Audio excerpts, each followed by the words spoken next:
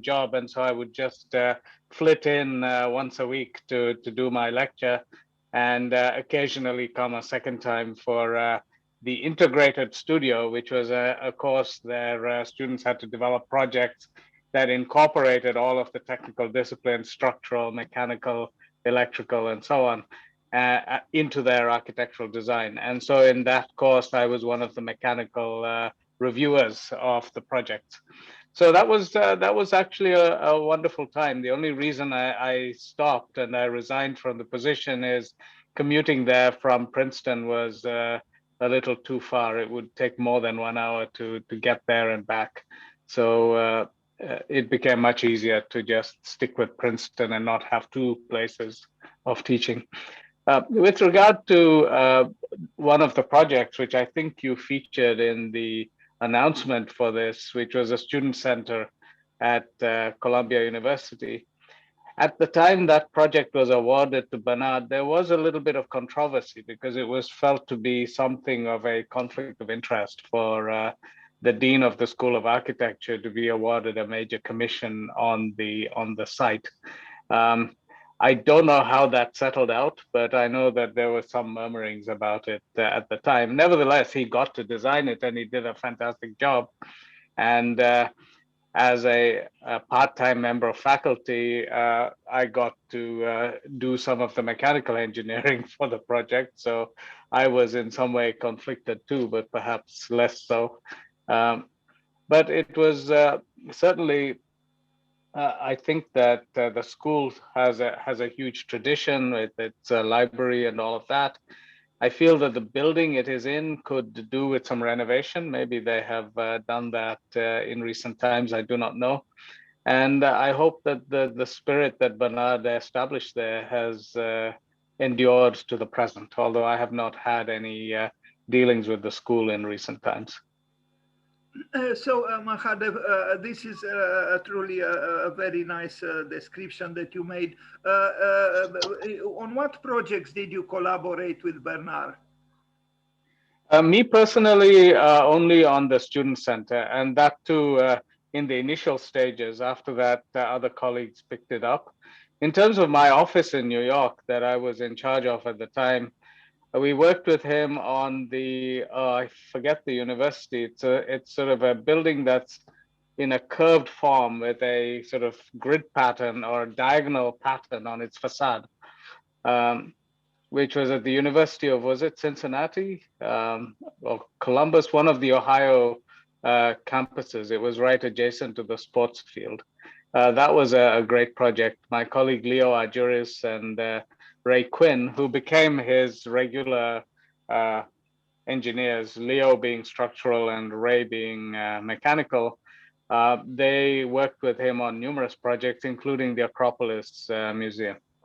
Yes, that project that you mentioned is indeed in Cincinnati. Yeah, right.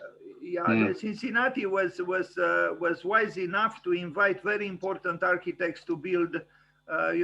Tom Main built there, even Michael Graves, Bernard Tschumi, Yes. and yes. It's all due to one man whose name is probably not very familiar, but he's called Jay Chatterjee, Jaychatterjee, who was the dean of architecture at the school. And he basically persuaded the authorities at the school to pick from well-known architects to design the various buildings on their campus. Yes, and so for how long did you teach at Columbia? How many years? I think it was about 7, 8 years, something like that. I can look it up in a minute, but yeah, it was something like. It's fine. And what was your impression about the atmosphere, so to speak, in the school at that time? It was a very lively kind of atmosphere. I mean, there was always something going on, and a lot of conversations, presentations, student projects, and yeah, it was good. It was a very positive and creative type of atmosphere. You know probably that when Bernard Tschumi became dean, he founded the so-called paperless lab. It was an architecture laboratory where he eliminated paper completely. This was Uh-huh. this was 30 years ago. 30 Right. years ago, Columbia anticipated, thanks to. Do you hear me? Because I received here a message that Ana Maria Dabijak, who is a professor, she's the responsible person, the director of the doctoral studies program. Do you hear me? Yes, I can hear you. Yeah, yeah. Well, she said she doesn't hear, but anyway, you can hear. So what I was saying is that 30 years ago, Bernard Tschumi understood the importance of the incoming technologies. And, it was in anticipation of what was to come. And that is, the crisis we are confronted with, the sustainability, the climate change, the great need to abstain from cutting down trees in order to produce paper, in order to draw on it, in order to arrive in the garbage, that very paper. And so 30 years ago, he founded architecture paperless lab, and this was visionary. And then he also understood that the School of Architecture cannot any longer use the old methods of, designing and drawing. So they got rid of T-squares and rectangles, and they worked with computers. And they had very sophisticated technologies at their disposal, even in 1990, 30 years ago. And today I'm going to present the work of 5 students from Columbia who together formed the group SHOP. And they also understood that to move forward, they had to use, intensively and creatively the newest technologies.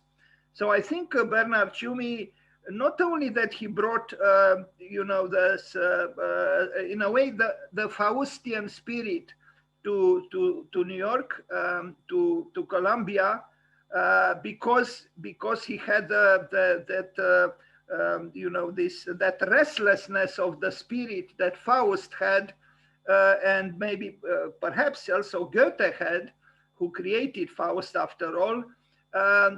I remember he initiated a series of lectures at Columbia, which were very, in a way, paradoxical, because on one hand, he seemed to say that he was searching or he was promoting some kind of abolishment of meaning, but on the other hand, he invited some of the most brilliant minds to bring meaning into the auditorium, the Avery Hall. And so that's how I had the chance to see Derrida and Baudrillard. They lectured there. And there was truly a cultural assault almost on New York City, on the Columbia campus, by some of the most brilliant architects, thinkers, and so on, who came to Columbia, invited by the leadership of Columbia University. So I miss that atmosphere. It was truly a vortex. And I know he wanted to create a vortex, and he was able to create it. And people used to come to those lectures from far away. It didn't matter. They had to go underground with the subway for 1.5 hours or so. People came from work. There was not one single seat in the auditorium that was empty. And in fact, there was such an influx of people that he decided, I imagine he decided to complement the space outside of the auditorium per se with monitors. So people who couldn't find a place within the auditorium were still able to attend live the lectures outside of the auditorium. It was beautiful because it was about conversation. It was about exploration. It was about questing, an intellectual quest. And it was beautiful to be part of those people, you know. And I don't know what the situation is now, but at that time, I do have to say, and I know it firsthand because I had been there many times. This is how I imagine a modern day school of Athens as Raphael painted it. You know,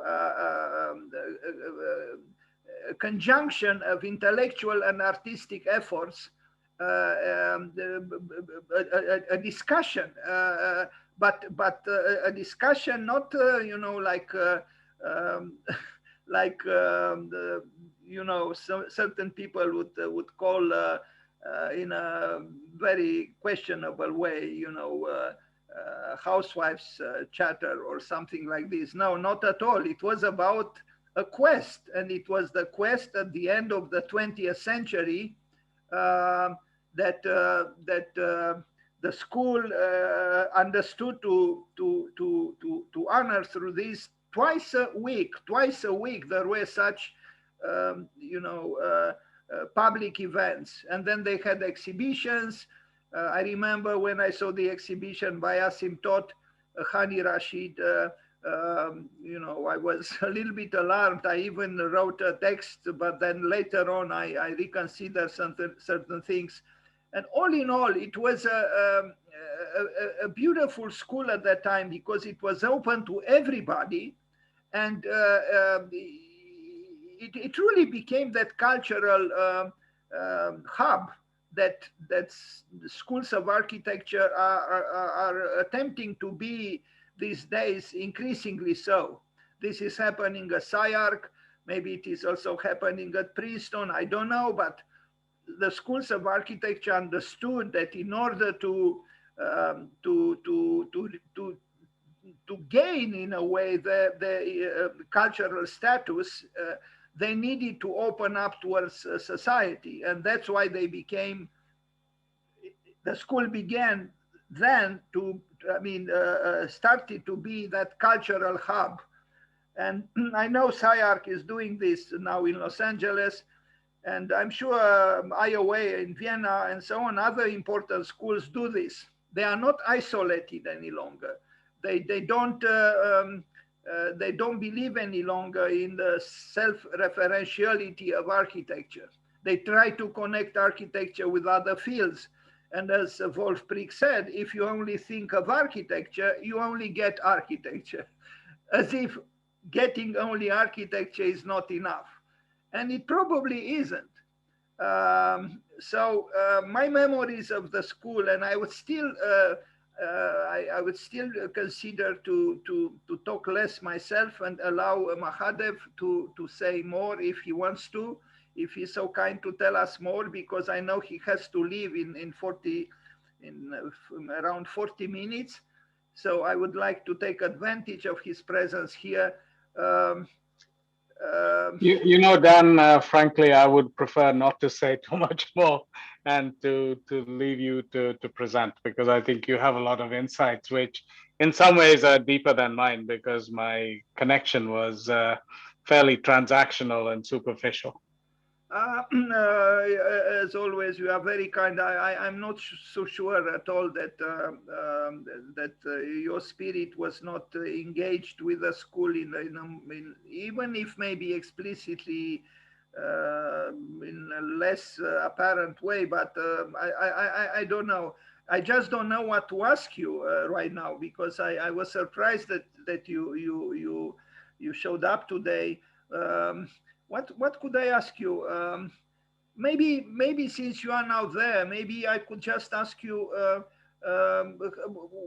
how are things, for example, in Princeton now with the online teaching? Do you teach online or also physically? It has been 100% online for me. The last 2 semesters have been 100% online. I have mixed feelings about it. First of all, the previous, not the current semester, but the previous semester was mostly lecturing.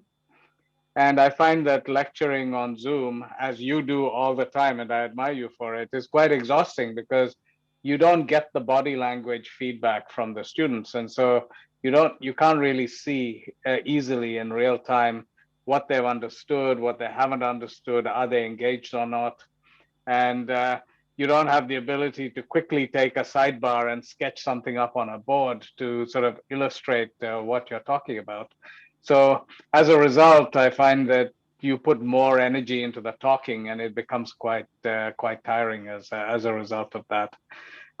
On the other hand, this current semester has been working with small groups to work on design projects. So we had 4 groups of about 4 students each, and each group has to basically develop a design, the premise for the design, and then a schematic level of drawings and so on.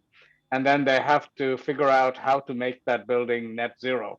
Of course, that the whole issue of sustainability and net zero energy is built into the design process. And with those students, working in a smaller group of 4 on Zoom was actually extremely productive. And I feel that the projects that have come out this semester are amongst the best ones that we've ever done in about a dozen years of doing this course. So in some ways it's good, in other ways it's bad. Why So is going it bad? forwards, I think that I might actually use a more hybrid way of teaching, where I will do the normal lectures and the face-to-face sessions, but I will also encourage a lot of separate Zoom sessions, which are convenient for me and convenient for the students. They can just log in from their rooms. They don't have to go anywhere. So I think that that would be that's the learning from the period that we've had going forward, to do a combination of in-person and virtual. So, if I'm not sure I understood well. The projects that the students do within the Department of Environmental Design are connected with the projects they do at the, in the architecture studios. No, these are completely independent projects. And in fact, what's interesting is that the students receive no architectural criticism throughout the semester. They are their own architects. They develop the architecture themselves, and they get from me some of my architectural insights. But mainly, I'm concerned about achieving the net zero performance. And so, what happens is, having produced their projects, they then present it to a jury of. We had this time 6 practicing architects. They're not members of faculty. They come from outside. They come from firms that are known for some level of environmental design. And they then critique the architecture for the first time right at the very end. And that has proved to be quite interesting, because the grading is based more on the performative side of the projects. But the insight that students get from the architectural criticism is a very important part of what they gain from the course. Sorry, does that make sense or not? Yes, it does. Thank you. And I'm just curious, how is the grading taking place? Interesting you should ask. That's a task I have to complete by the end of today. So I have, That's why you have to leave early. no, I have to leave early to take my wife to the doctor. But I have 13 headings or categories of what they should have produced in the course of doing the project, and I will be looking at what they have prepared and checking it out in that way. No, but how are the grades offered? I mean, how are they with Oh, letters, with numbers? oh, sorry, there with letters, yeah. A, B, C, D, E, and hopefully not F. Typically, the students are in the A and the B category for these group projects, because working as a group, what happens is that you achieve a kind of average level of performance within the group. You do not get very brilliant or or very bad. So they tend to be between like an A and a C plus. and C is a passing grade. So do you also have students who do not pass? Not in this course, no, because their teammates typically carry them. You don't grade the students individually, you only grade the group. And so everybody in the group gets the same grade. Because it's very difficult for me to judge who has put in more effort and who has put in less effort. Yes. And in at Columbia, it was the same way, the system of grading and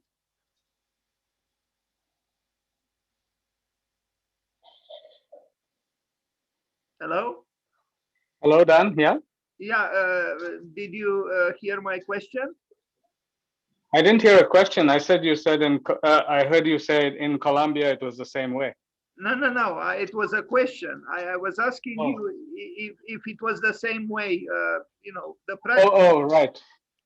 Yes, the grading was the same way, but in Colombia, the course I taught was the one where, yeah, again, they worked in groups and yes, exactly the same. But I think that actually in our particular course, it was more of a high pass, pass, or fail were the only three grades that we used to, that's my recollection of it. So there was no gradation in terms of passing. You either have a high pass or a regular pass or a fail. Now, a question which perhaps is a little bit not related to what we discussed until now. Could you tell us, ad hoc, three of the best buildings that you think were erected in the last years in Manhattan? Let's say in Manhattan. Oh gosh, that's a difficult one because I will actually be displaying my ignorance. I've not kept too No, much. you are not ignorant at all. In fact, you know a lot about architecture. This I know. Yes, I do, but there has actually been a lot of interesting building going on in New York that I have not been in touch with. Some that come to mind, and I won't say that they're the best, but they are remarkable ones.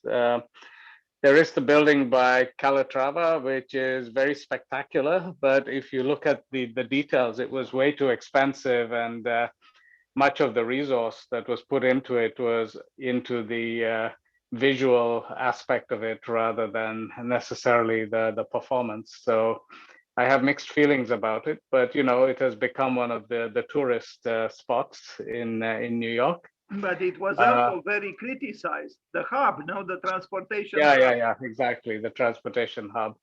And there's another less well talked about transportation hub, which is connected to this one, which was done by Grimshaw Architects, which is a Fulton Transit Center, which I think is a very good example of integrating a multitude of different subway lines, which had a multitude of entrances and stations, but bringing it all together into a place that actually now works extremely efficiently. Architecturally, you see a building with a kind of feature which was designed by James Carpenter, which is quite nice.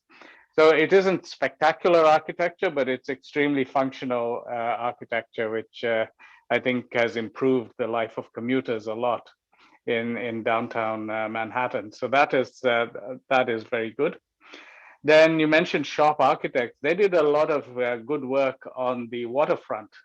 So on the lower part of Manhattan, on the eastern side, they developed the waterfront park there with a bunch of small buildings and also a pier, which is a lovely place to go and spend time because you can climb onto the roof of it and get a slightly elevated view across the East River. So that is, I think, a nice piece of landscape slash urban design slash architecture, which I like very much. What else can I say? I think there was a building by an office building by Gehry, which is quite interesting, which uses a kind of graduated milkiness, if you like, on the facade to control the amount of solar gain. I find that a fairly attractive building. There are some interesting renovations. The TWA terminal at JFK Airport was very nicely renovated into a hotel. I'm yet to visit it, but I like the photographs very much, and I hope to go and see it sometime. Mahadev, we still have a few more minutes with you, and that's why I'm thinking to take advantage of this. Now, from your collaboration with important architects, I kind of asked you something similar in the past, but I will ask again. Which are the most memorable projects that you worked on with, and you could name the architects that you collaborated with? The projects that you are the most proud of? So from a personal standpoint, yes. I think starting way back at the beginning of my career, I was a junior engineer on the Lloyd's building in London. I have mixed feelings about that project, as I mentioned in the presentation that I gave, because on the one hand, it was claiming to aim for a very high level of energy performance, and yet a lot of the architectural design in terms of articulating the staircases and so on introduced a lot of excess surface area that was working against low energy. But it was a project where we applied some of the highest levels of technical skills that were available at the time. And of course, computing was relatively new in the field of building engineering in those years. And I'm talking about the late 70s, early 80s. And so that I definitely learned a lot of the sort of technical aspects of my profession working on that project. So that was a huge educational experience for me. Then later on, I suppose the Kansai Airport project, where we won the competition with Renzo Piano, and then went on to do the first stage of the design up to about 30% design, where again, it was, in fact, today you look at many airport terminals and they have adopted the general form and layout of that terminal. At the time that Kansai was designed, there was no other airport terminal in the world, as far as I know, that followed those particular principles of design. Since then, there have been many.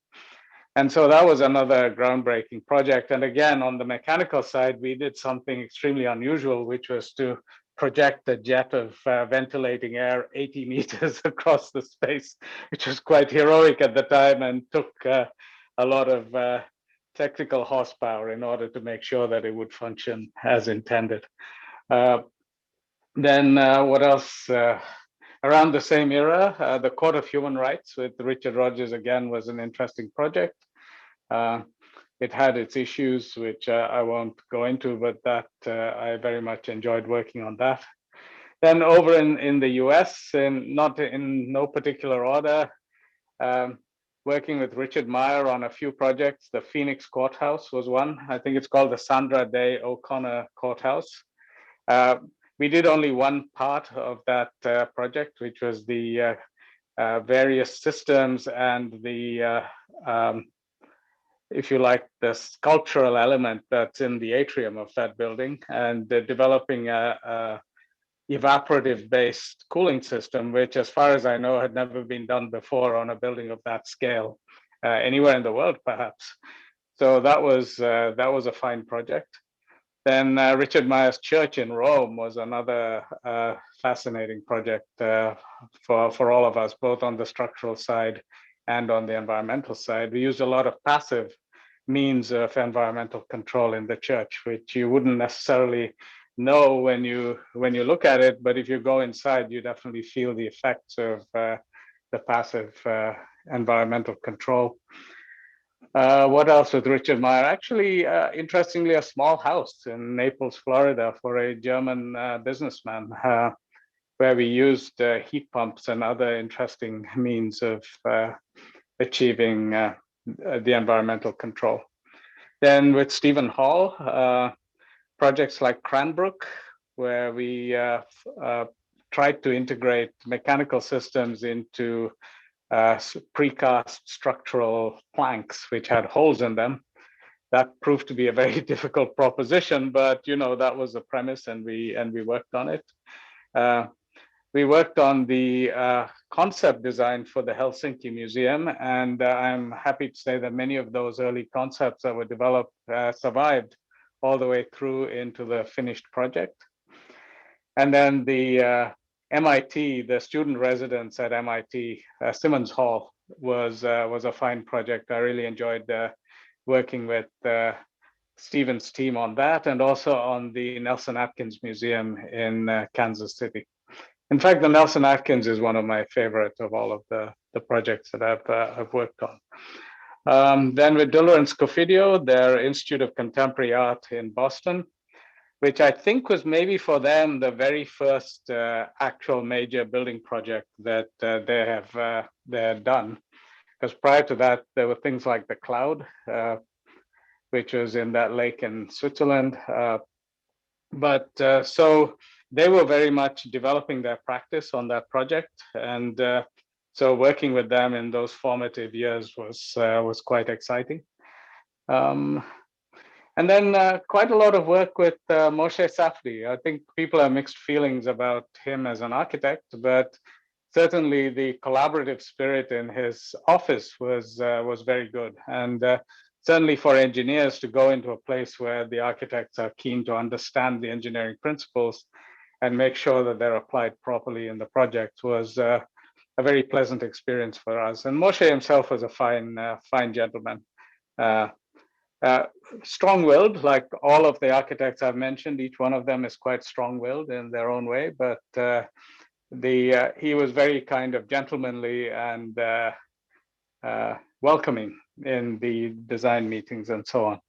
So with him, we worked on projects like the museum in Salem, the Peabody Essex Museum in Salem, Massachusetts, on the Kansas City Performing Arts Center, which is quite a kind of dramatic performing arts building, and numerous other things. So that's probably enough from me. Well, it's a remarkable professional career. Mahadev, I want to ask you a favor. Could you please activate the video, because I recorded what you said, but there was no. Okay, God, only Okay, now. there we are. Only now. Hello. Only now we are recording with an image, and Okay. I should have asked you earlier, but we have a saying in Romania, or maybe all over the world, better later than never. So Okay. Well, at least you have a sample image now for the video, and that's probably enough. So please tell me, now you have to tell me one more architectural work you contributed to, you worked with for, if you can remember, even for a. Well, of course, the one that we mentioned was Bernard Tschumi, and working on the student center at Columbia University, which was quite fascinating. And also there were a series of transportation projects with SOM. And although SOM is a sort of big corporate practice, they have a very interesting design culture. And their design culture is, well, the way they organize their practice is that if you're an architect at SOM, you fall into one of three categories. You are either a designer, or you are a technical architect, or you are a commercial person. And so all of the project management was done by a commercial architect on a project. All of the design work, the conceptual work was done by, I know you don't like the word concept, but that work was done by people in the design stream. Today I have to like it, Mahadev, because Bernard Tschumi uses it a lot. Yeah. And then the technical architects were the ones that made absolutely sure that everything would work, and not only their own architectural parts, but they took a deep interest in all of the technical disciplines. And some of the most extensive grillings that I've had about my technical decisions and reasons for particular designs and so on has been from technical architects at SOM. They're very rigorously trained in that regard. So we worked on, for example, the Terminal 4 project at JFK, which was one of the first of the new breed of airport terminals that came up at JFK Airport to meet the demand of significantly increased air travel. Did you work with Gordon Bonshaft?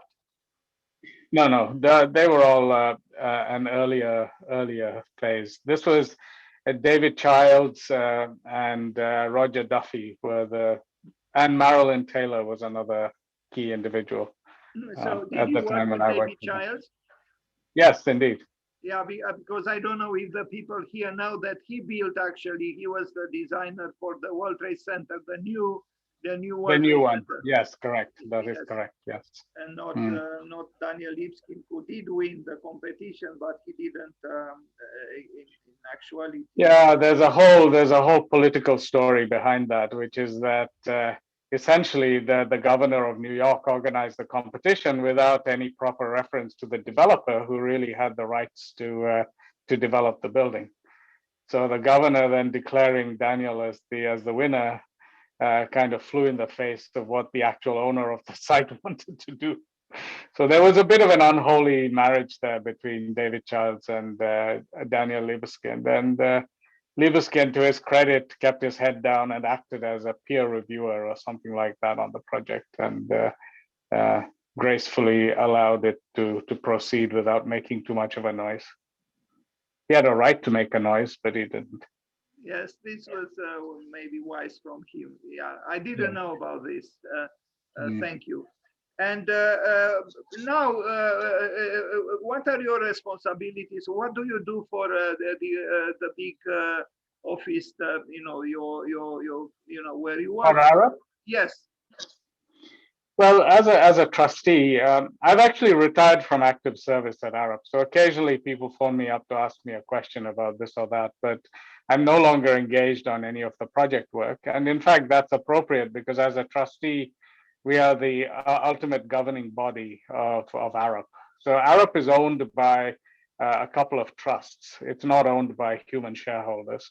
So basically, the trusts are responsible for are the ultimate body within the firm. And the trustees, there are 9 of us, 5 who are retired members of the firm's main board, and 4 who are current active directors within the company.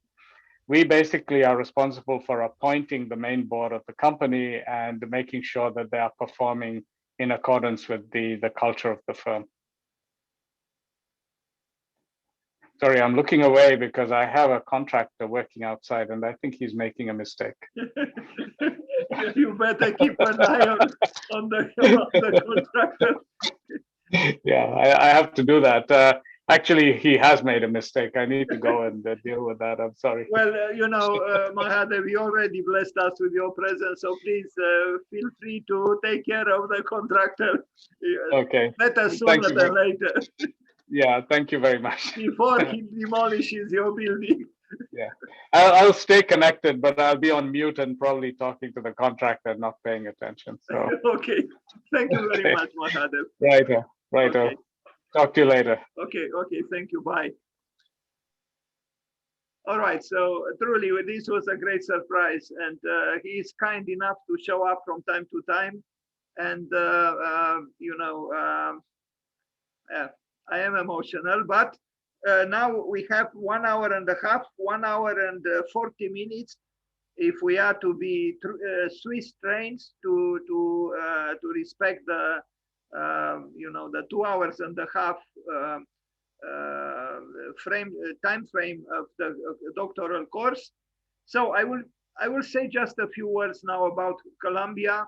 And then I will present the work of Bernard Tschumi, a shorter version. On his birthday, I made an amplified version, but it's not a big difference between the two. And then I will present the works of Shop. Already you've heard Mahadev mentioning them, the firm of SHOP. So Columbia, in a few words, I'm trying not to repeat what I already said.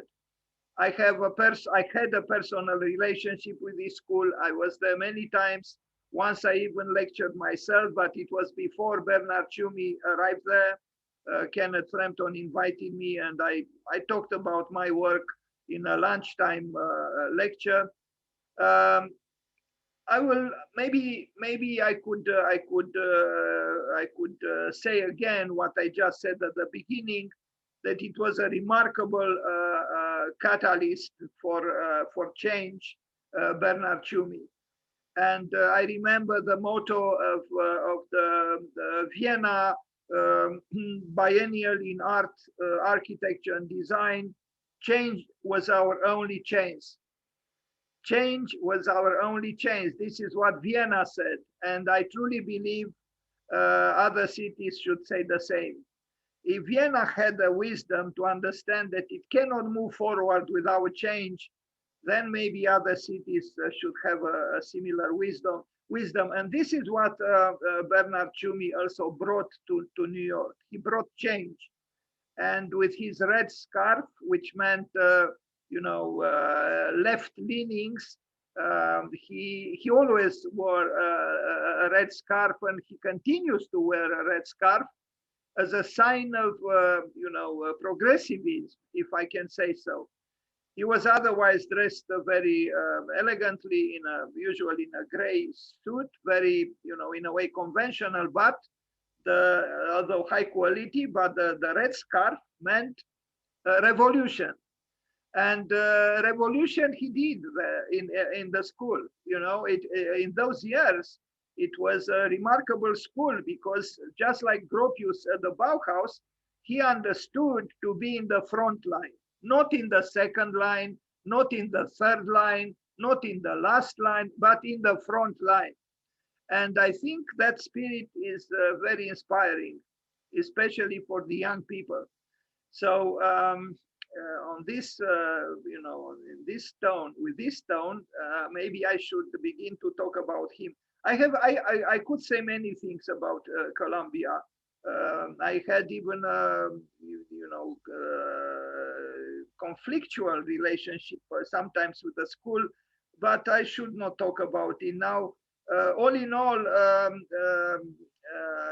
I remember, because I used to distribute manifestos inside the school, and later Bernard Tschumi wrote me a letter where he said, because I used to sign them Ion, which is my actually my first name, Ion or Yuan, and he said Colombia misses Ion, in the sense that he was welcoming reactions. He disliked indifference. And again, he saw that I had a reaction. So he welcomed even reactions that were not necessarily positive. For example, once I saw him reading one of my texts. I was in the last, in the back of the auditorium. He was in the front, and I saw him reading, because I knew where I placed my manifestos. And after he read it, he threw it as if it was burning his hands. But later on, as I said, he wrote to me that the school missed. I guess the school missed, someone who was not indifferent or passively just attending events. At least I had a reaction. Anyway, so much can be said. For example, after Bernard Tschumi, the next dean was Mark Wigley. Mark Wigley was the curator of the exhibition Deconstructivism, and he continued the revolutionary spirit of Bernard Tschumi, and he even wrote a manifesto called Towards Turbulence. He invited the school to be turbulent. Can you imagine what courage these people had? And not only that, in the presentation of the school, the dean himself, meaning Mark Wigley, he said, "We do not know what architecture is, but we are willing to explore with you, the students and the future students, what architecture is." The question, what is architecture? Beautiful modesty, to say, we do not know what architecture is, but we explore it together with you. And I think, again, this kind of openness and experimentation, can you imagine in 1990 having a lab called Paperless Lab? They got rid of the paper completely. And this was 1990. Anyway, let me begin now with Bernard Tschumi. I hope that one day we will be able to have a dialogue with him. He was here on his birthday on the 25th of January, and I did see Bernard Tschumi. I saw his name, but I didn't believe it was him. And so now I regret, of course, but maybe one day we'll be able to talk with him as well. Okay. So Bernard Tschumi, born on 1944. So he was 77 years old this year in January. And he loves that's why Mahadev was kind of joking, because it's true, I have my reticence vis-a-vis the word concept. And I explained it many times why my reticence. But the truth is, Bernard Tschumi uses the language, uses often this word. And here you see, if you can read, in this way, Bernard Tschumi, architecture concepts, red is not a color. And you see him on the left with a red scarf that I mentioned, and he continuously wears one. He published at the beginning, he was considered more as a theoretician, but he was actually laying the foundation for his own practice.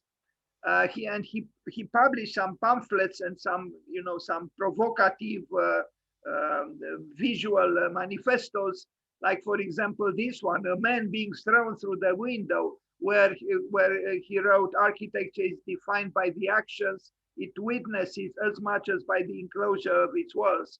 Murder in the street differs from murder in the cathedral in the same way as love in the street differs from the street of love, radically.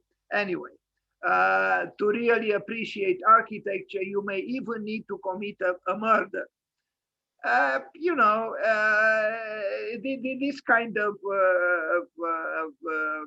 images, I guess, engages one to, either smile or get agitated or who knows what. But it's difficult to remain totally indifferent. So, or here, the most architectural thing, this is about the Villa Savoy, about this building, is the state of decay in which it is. Architecture only survives where it negates the form that society expects of it, where it negates itself by transgressing the limits that history has set for it. This is what I just read from 1965. No, it cannot be from 1965. This is, well, it can be actually. He was 21 years old, a student at the time. His father was also a famous architect in Switzerland. Okay, we saw this one. Now, common ground architecture is not only what it looks like, but also what it does. Well, I guess, but he's also the one who said form follows fiction. Interesting, no?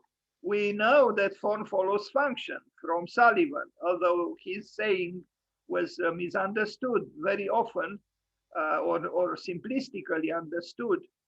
But the same man who says here architecture is not only what it looks like, but also what it does, you would say that he is a functionalist, but he's not. That's why he said form follows fiction. To really appreciate architecture, one must move to a God-forsaken wasteland to dwell in a pile of garbage. Our architecture is defined by its ability to control, comfort, console, and desensitize us to real experience, supporting the aim of progress as making oneself more comfortable until they die. Complacent life is a building as a slave to our luxury, differs from becoming more connected to our worlds in an attempt to work with them in unison towards a greater appreciation of what we have.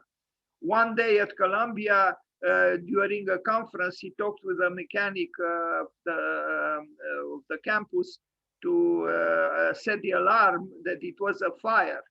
There was no fire, of course, but he wanted to agitate people, to provoke them, to jump from their seats and do certain things. The function of the advertisement, reproduced again and again, as opposed to the single architectural piece, was to trigger the desire for something beyond the page itself. Anyway, his thinking is complex. He published a book, Architectural Disjunctions. He loved conflict. I think Bernard Tschumi loved and loves conflict. The game of architecture is an intricate play with rules that you may break or accept. These rules, like so many knots that cannot be united, have the erotic significance of bondage. The more numerous and sophisticated the restraints, the greater the pleasure.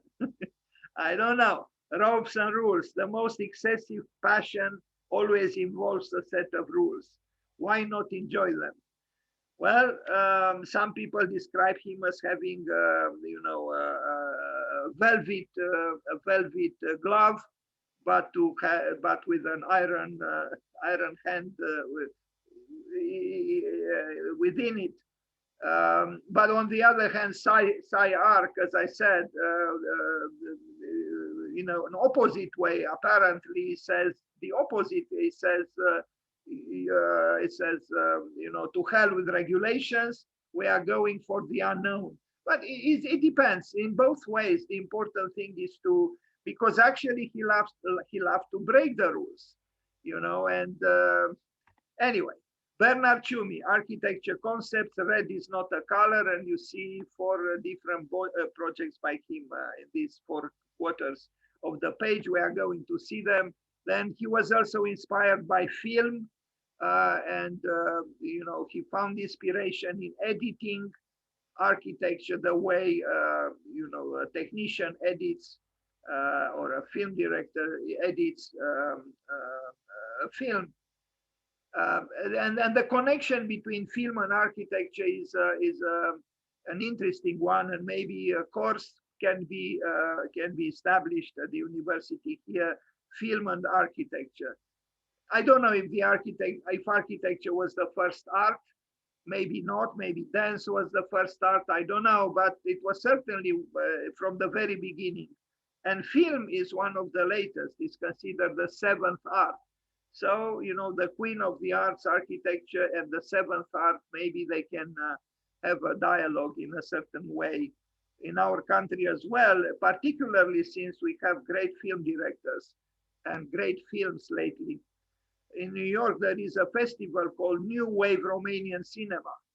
And I launched a call to the architects and to the students. When are we going to have a Romanian New Wave architecture? RNWA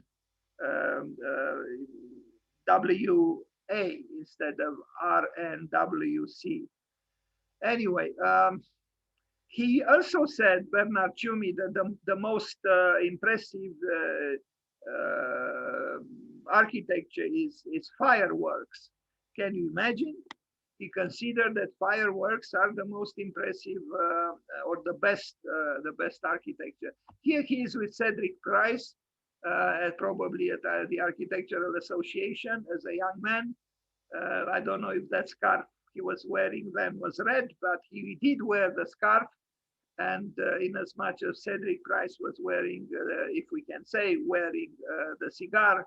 And here they are, the 7 deconstructivists. Well, not quite 7, but on the left, Bernard Tschumi, then the partner of Wolf Prix, then Wolf Prix, Helmut Schibinsky. I always have troubles with his family name. And then the tall, thin, young man, Wolf Prix. Then near him, Rem Koolhaas, then of course, Zaha Hadid, and who is the teenager in the front, Daniel Lipskin. And on the right, kind of interesting, in this picture, we have 2 deans of Columbia University. On the left, Bernard Tschumi, on the right, Mark Quigley, the one who followed Bernard Tschumi and who wrote the manifesto towards turbulence. I don't think too many deans of the serious architecture schools would invite the students towards turbulence.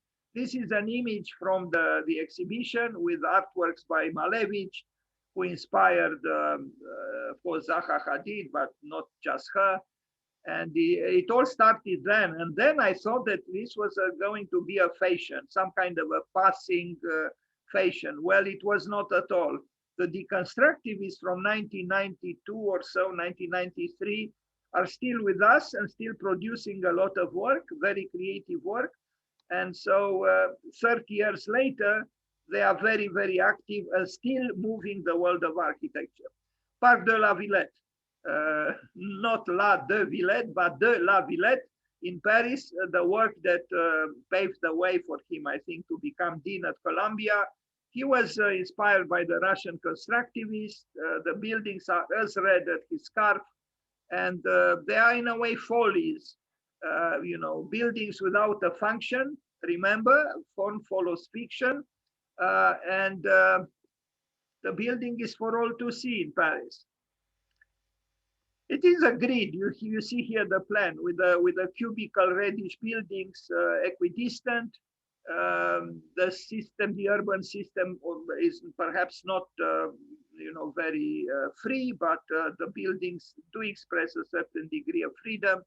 It's some kind of a futurist park, not very nostalgic, rather militant. It's a militant park, and what can we say? He built it, and with it, his career began to fly very high because he won the competition, because it was built. He even became a Chevalier d'Honneur de la Légion d'Honneur, and so on. That's why I keep saying to the students, take risks. You take risks, you might fall, but if you don't take risks, you fall for sure. And as Erasmus said, fortune favors those who are audacious. Maybe I should have asked Mahadev what he thinks about audacity, but maybe with a different occasion we'll ask him. Anyway, this is the project that Tschumi did. At that time, I accelerate a little bit because we have a lot of material, and that hour that we spent with Mahadev has to be compensated now with the quickness of the presentation. So we respect the timing that we have at our disposal. Yeah, some drawings of the project. I have seen exhibitions with his drawings that were all done in this way, with black, with white lines on the black background, and this white, some red, black and red. This is the title of a book by Stendhal, Roșu și Negru. Anyway, I guess Eros and Thanatos, life and death, or love and death. It's very interesting that the avant-garde at the end of the 20th century found inspiration in the avant-garde of the beginning of the 20th century. And even the spoiled kids of the 90s, if we can call them so, not very academically, who had very different material means, very different money, they sympathized with the left, leanings, the political aspirations at the beginning of the 20th century in Russia, Soviet Union. Anyway, Bernard Tschumi, here it is, the Phoenix Art Museum. He's teaching now, by the way, at Columbia. He's teaching studio, and he will teach one also in the fall at 77. Bernard Tschumi, yeah, he's well known in the school, and he knows the school very well. So I guess he's a good choice to have him as a professor there. Now the pavilion, this pavilion in Holland, the Groningen pavilion, is interesting. It's if I understood correctly his work, he was advocating instability, not stability, but instability. And this is what we see here: instability. He wanted here to create a pavilion. Now the colors do not belong to him. The building is used for various installations. He essentially created this slanting prism, which is transparent, and you can see from the outside people who look at monitors. So it's a double kind of seeing. You know, the one who looks at the monitor is looked upon, is seen by someone outside of him, you know, outside of the prism. We are going to see some pictures of the prism without the colors. And yes, his architecture is a conceptual one. He even said that a great building can be told about to your grandmother on the phone in 1 minute. That is if it has a clear idea behind it.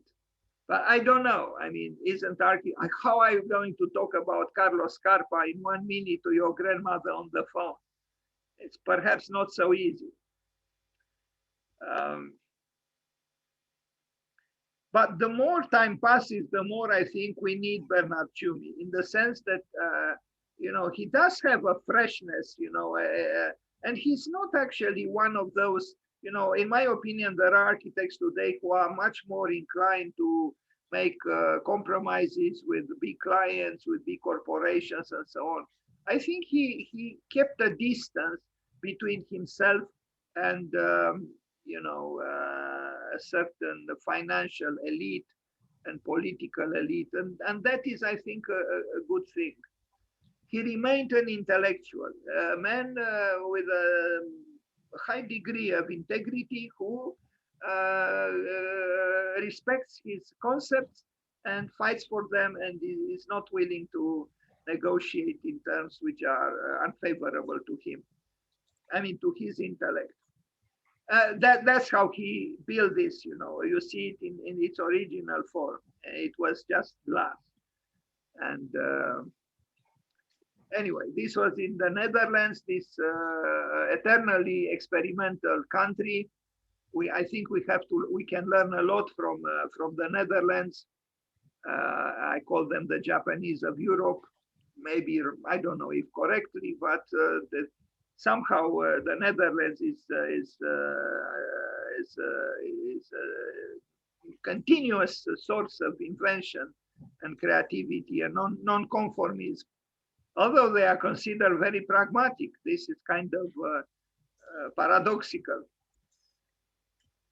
Anyway, all kinds of installations take place in this pavilion, and you know, in a way, the instability of the work invites for various other works to manifest themselves within it.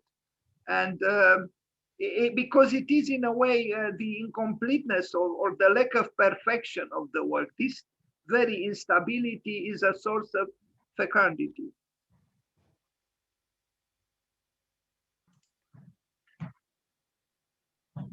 Now, Alfred Lerner, this is the building on which Mahadev worked, and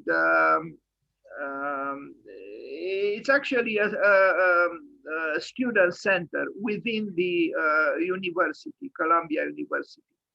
And I remember I attended a lecture when he presented this project before it was built. And at the end of the lecture, I went to him and I shook his hand. And I even wrote an essay called something like The Stomach of Architecture. I searched for those drawings on the web today. I couldn't find them. I found very kind of unsatisfying drawings of the project. So I'm not going to show drawings, but I'm going to show images. Again, it is about instability. Here we don't have horizontal surfaces. This is the part of the building that faces the park, the huge courtyard at the university. And it is about unsettling. It's about telling the students not to become complacent, but to create in them that fruitful discomfort that instability provokes. Even here, the tables, they have legs that are on one side shorter than the other to compensate for the fact that this surface is not horizontal, you know. And so in this he was a little bit kind of like Peter Eisenman, who was destabilizing a system which originally was, rectangular or orthogonal. Now here we see, images that try to problematize the facade of the building in terms of cinematic effects. And, let us not forget, he said, fireworks are the best architecture. I don't know what to think about this, but even here, maybe it's a conceptual decision. This was done also in Athens, at the museum which I visited, at the base of the hill on which the Acropolis is, and it's glass. And you feel a little bit strange, although it's perfectly safe. But it feels a little strange to work on glass or to have a stair, where the elements of the stair are also made of glass. But I imagine it is in the same spirit to provoke a certain level of discomfort through instability.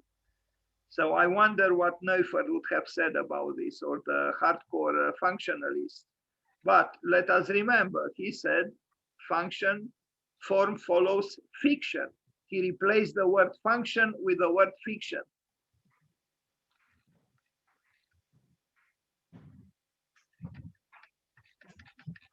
But it is quite remarkable that a university like Columbia, a prestigious and well-established university, hires someone to destabilize it.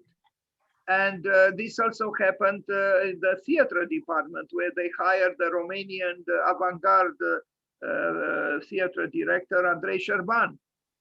So these schools understand what Vienna understood. Change is our only chance.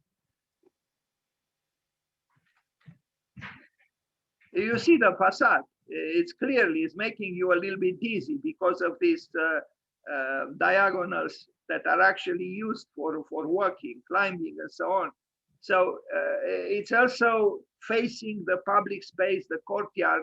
So the message here is that when you interact with other people, because it is a public building, you have to negotiate. You have to renounce your dogmatic beliefs, and you have to be flexible, to be malleable, and thus, to an extent at least, unstable.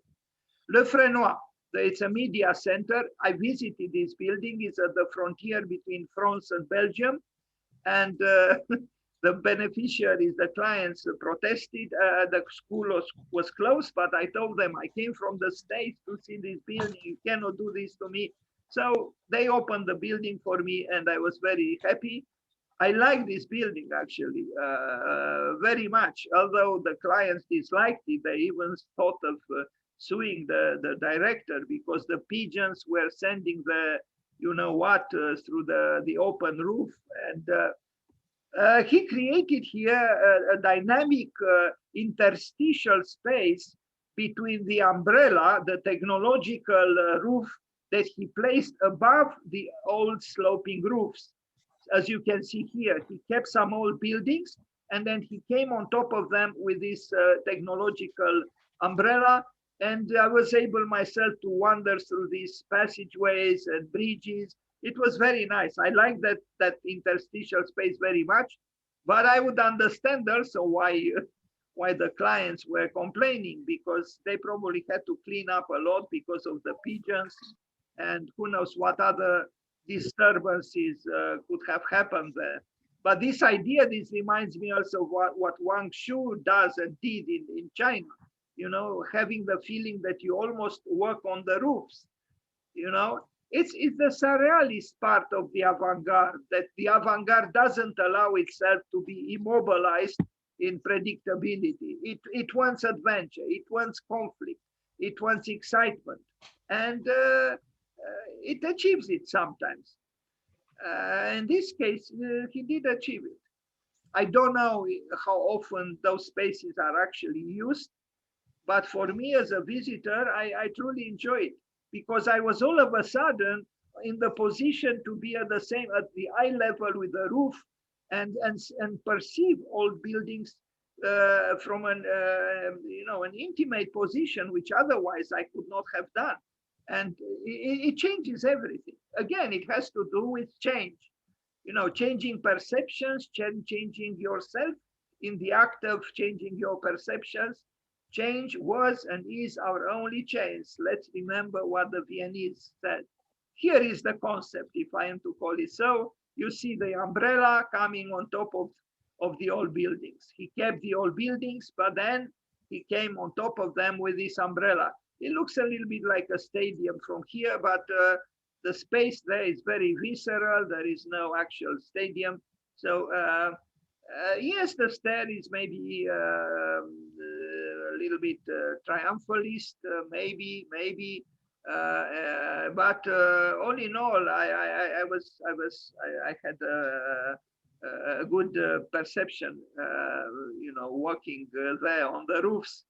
Or this is a book which I actually have, Tschumi, Le Frenois, Architecture in Between. In betweenness obsesses not just Peter Eisenman and Bernard Tschumi, but also Tadao Ando, and in general, architects, some of the best, like this in-betweenness, the interstitial spaces, that ambiguous space between things where things happen, that hybridity that is challenging and inciting and inspiring.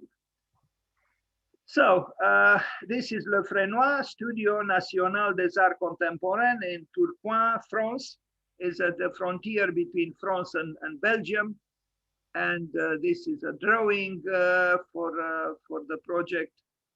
And this is, I like very much this the graphic work. I don't know exactly how he did it, but it is about what he said, that fireworks are the best architecture. In their ephemerality, in their, in a way, indifference to function and, human troubles and human needs. Yes.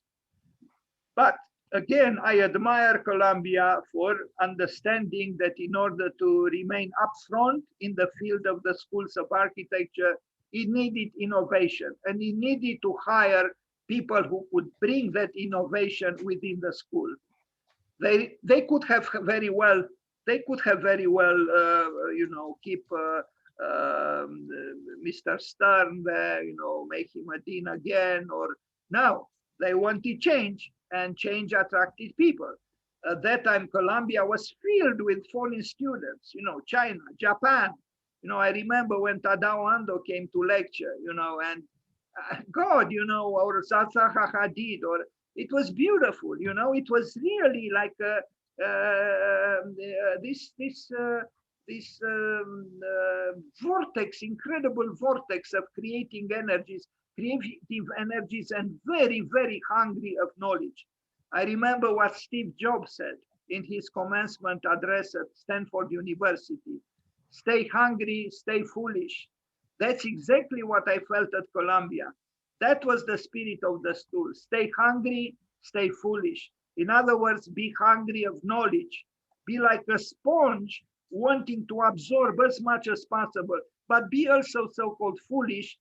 I mean, they were hard workers, of course, but that foolishness that makes inciting creativity possible. This was the message of the school. This was the message of a dean who actually participated in that Cosmos Street in Tokyo with a folly, like the other deconstructivists. Strangely, Cosmos in Greek means order, but actually that street was so-called disfigured in a beautiful foolishness, so to speak, by the deconstructivists. It was something nice, and now looking back 30 years ago, it was nice in the freshness of the negation that these people brought in one of the most prestigious universities in the world. So I wish this is happening everywhere. Yes, everywhere, in every major city, to have a school like this, which is eager to hire someone like Bernard Tschumi to promote the new, to invite Baudrillard and Jacques Derrida and Eisenman, and so on, and even Leon Krier, who was in a way the opposite of Peter Eisenman. He was invited to. Here is the building seen from above with the umbrella above the old buildings.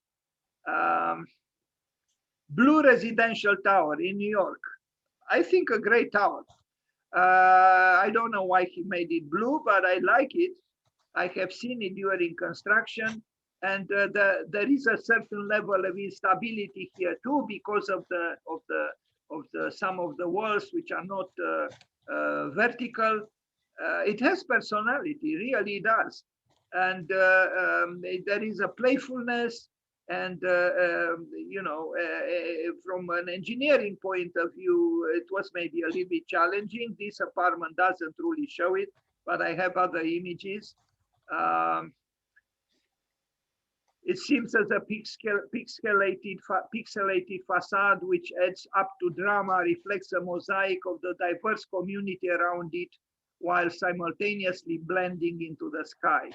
And this is Manhattan, this is New York. It's about that a mosaic of countless people and individuals and individualities, a combination of dark and pale blues. The window pattern evokes the shifting rhythms. Materials, interiors are fitted with bamboo or palm floors, stone counters and tiles, and stainless steel cabinets and appliances, defining simple and elegant spaces. There are sloping windows, which adds up to drama. The curtain wall system with a pixelated glass design is comprised of gray tinted vision glass, spandrel glass in 4 shades of blue, and periodic panes of full body blue tinted vision glass. The sloped curtain wall is a feature in many of the apartments, and the majority of units have full height windows in the living and dining rooms. But he did this really before. Now we have many, even Le Jean Nouvel rebuilt recently in Paris. In fact, they are still in construction, 2 towers, but he did it, 25 years or 20 years after Bernard Tschumi did this one. So he was an innovator. In not just theoretically, but also in his buildings, in his built work.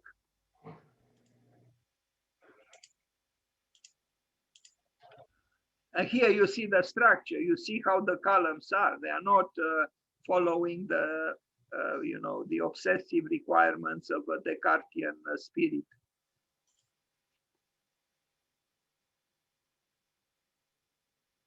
I think a good engineer is an engineer who likes to be challenged too, and doesn't want to be just, following the simplest way of doing the structure. No.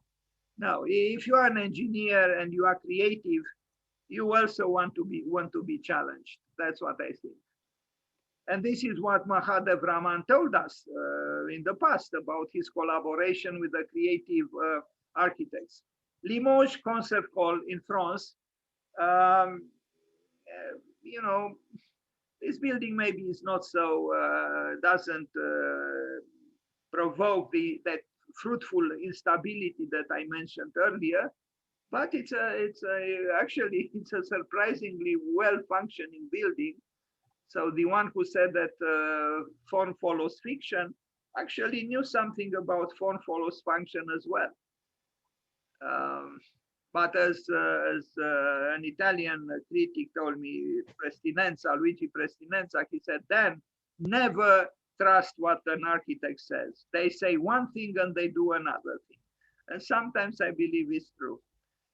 Anyway, so structural, composite, exploded, axonometric, the scheme is kind of the same, with an umbrella coming on top of another part, which is in the middle, and then it's in a way quite logical.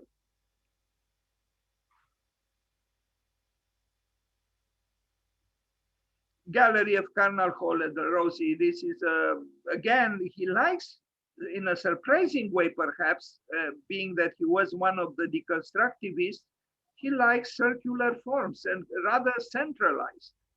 Although I've heard him in a lecture saying that he likes Tokyo more than Paris and New York more than Paris, exactly because they are, in a way, they have multiple centers or no centers at all, as opposed to Paris, which has, l'Arc de Triomphe and so on, towards which all the boulevards converge.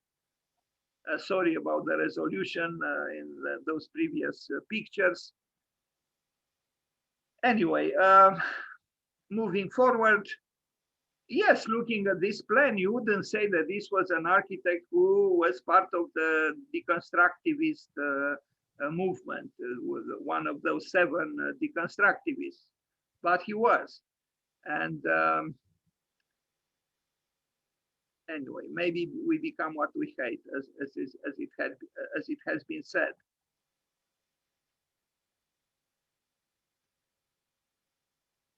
But he does have a very clear conceptual thinking. It's true. I think most of his buildings can be told about and explained in 1 minute to a grandmother or someone else. It looks like a stadium, actually, an arena. Museum in Athens. He won the competition in a very prestigious location to build at the bottom of the hill on which the Acropolis is.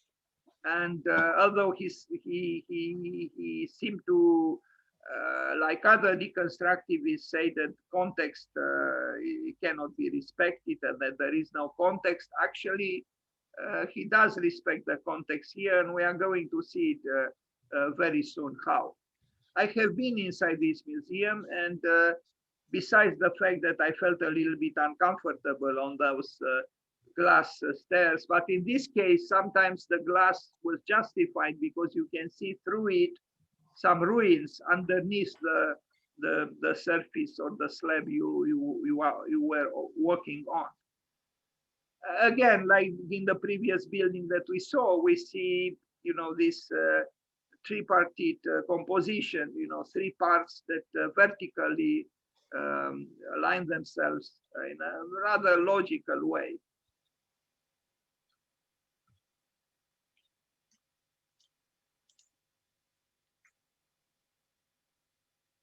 So this part aligns itself with the Parthenon on top of the hill.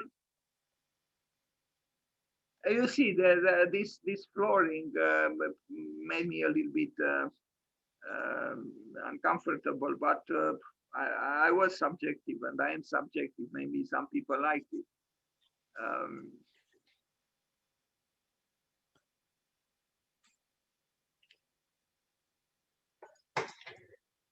But one thing is for sure, it pays to be radical. Maybe you lose some competitions, but you win others. If you are not radical, if you are mellow, the chance is that you'll never win. If we learn anything from the avant-garde, is that it pays to be radical. And even for the schools of architecture, it pays to be radical. The best schools in the world are the radical ones, because they open new ground. They are the ones who make history.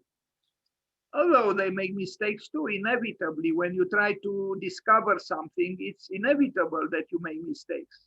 Yes, because you enter in a forest which was never explored, and in the process of making room for yourself within that forest, you might fall, you might hurt yourself, it's inevitable, but you open a new path within that forest, and you don't choose to walk on a path which was already traced by countless people before you.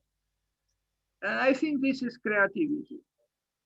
I mean, just like here, he could have chosen to make a building that mimicked the other buildings around. No, his building is breaking a new ground, so to speak. You might like it, you might not like it, but it is a clear statement.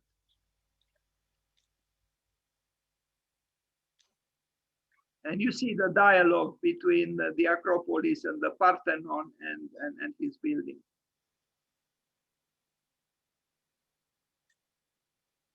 Here it is.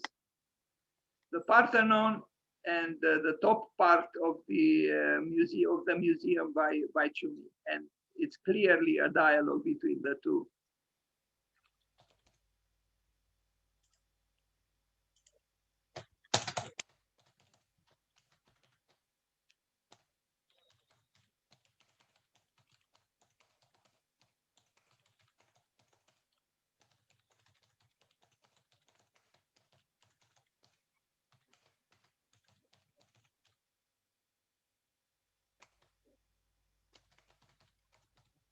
A bridge, a bridge by Bernard Tschumi, maybe a little bit unexpected as architecture if we compare with what we see earlier, but it's a convincing bridge. I think it's a clear structure which also is ornamental and in other words has aesthetic values, and yeah, it's fine, and it's red, of course, like his scarf.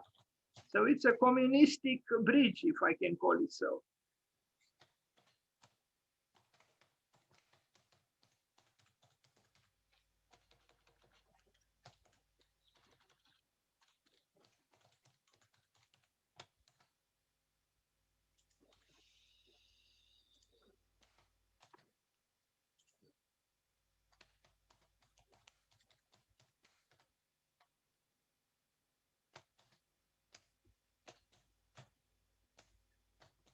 Now, this was the project. It looked better built because of the redness. The zoologic park in Paris. This is a surprising work because here he uses, first of all, it's built for mainly for animals. I mean, for humans as well, but you know, the animals live there, and he had to assume nature and natural materials. He works with wood, and he worked with an excellent landscape architect here, I think. I don't know about the stones. The stones have a certain level of artificiality, which is uncomfortable for me. But otherwise, I think it's a good zoological park. That is, if you agree with the idea of a zoological park. I mean, to entrap animals for the amusement of the humans.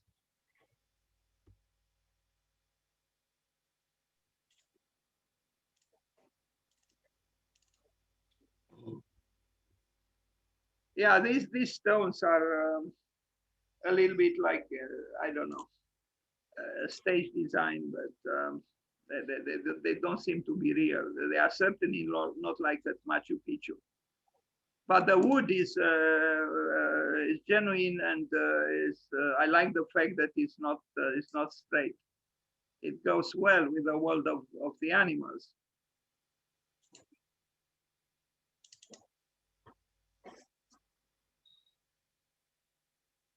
How different this is now from the Parc de la Villette. In fact, it would be interesting to compare the two, Parc de la Villette and this one. Here, there is no Cartesian system. There is no ideology. There are just the animals and the irregular passageways and paths. Paths. I like this work. Maybe here the glass enclosure is a little bit too deja vu, but I like particularly this view from here, and I think perhaps the role of the landscape architect was very important. But then he coordinated the project, so he deserves the applause as well. Large animal enclosure facade diagram. The word diagram is I don't know, a little bit cold, but the reality of what was built is less cold. Now this is Alessia Museum. Is this building, round building in the fields, and I think it's an interesting building. It is as if it's almost like an unidentified flying object that landed on Earth to an extent, but not totally. And it's a centralized structure, but it has the sensitivity of the facade with its irregularities, which creates a certain degree of freedom. So the system is broken. I think it's a good building by him.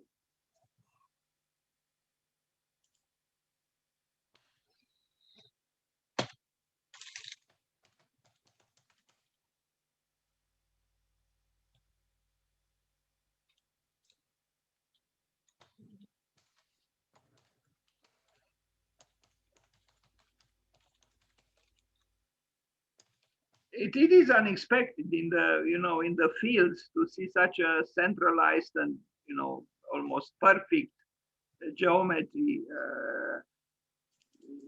The only connection is with what is outside is the partial irregularity of the facade.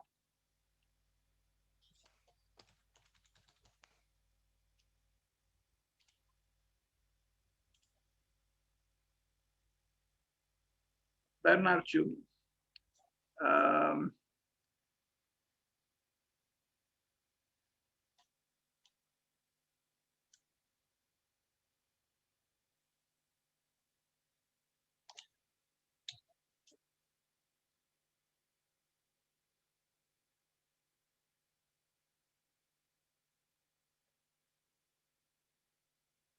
so I don't know how you explain to the grandmother in 1 minute everything, but probably it doesn't come down to the most minute details.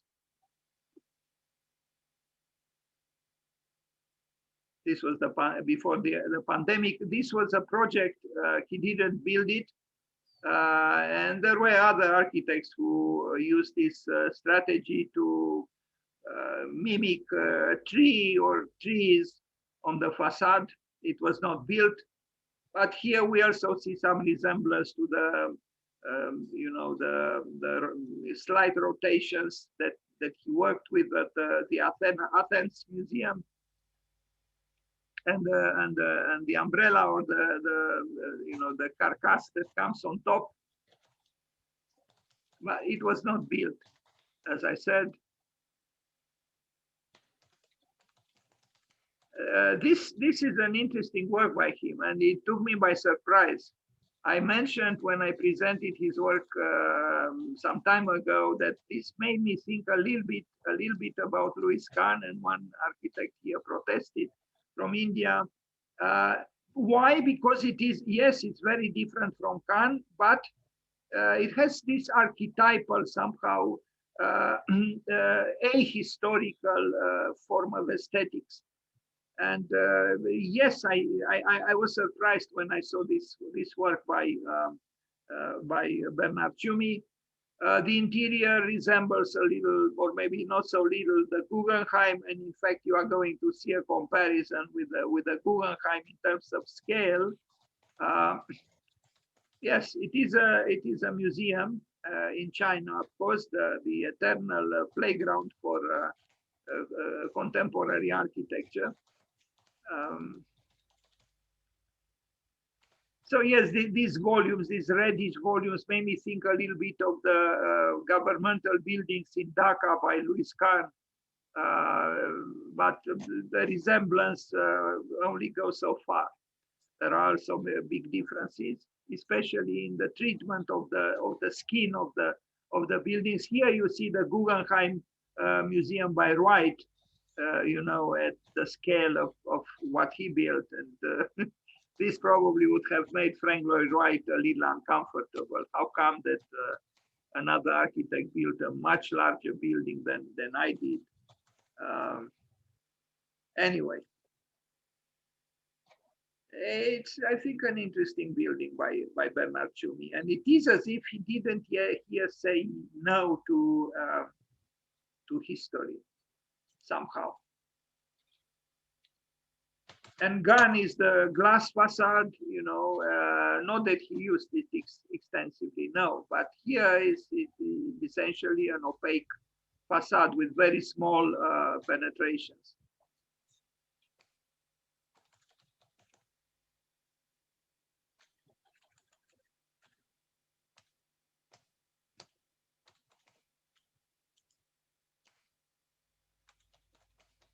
Must be nice to have such commissions, and to build whatever you want to build.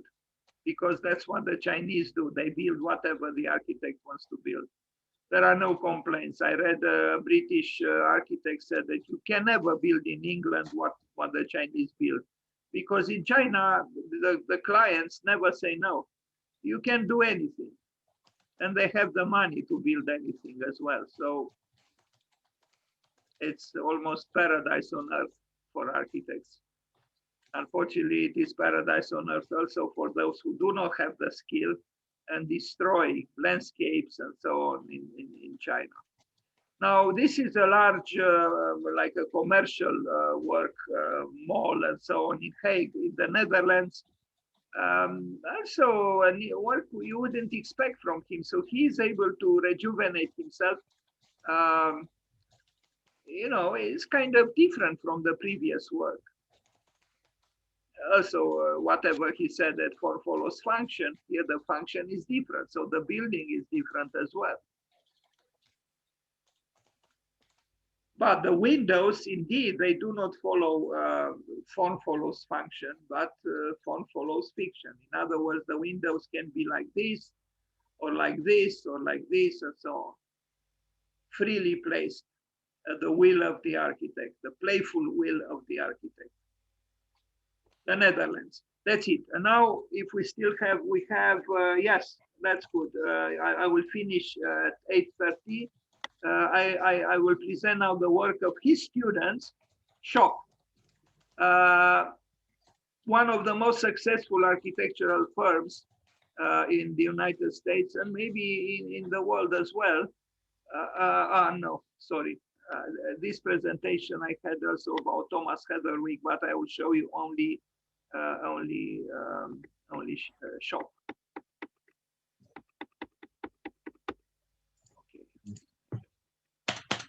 Okay, Schock.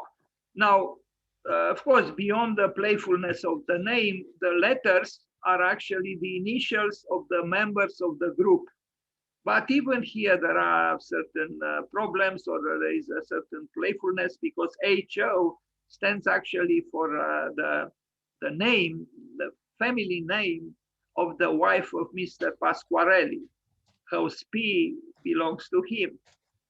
Essentially, there were 5 Columbia students who, after graduation, got together. They were friends, 2 men married to 2 women, and then the third man, he was a relative of one of the couples.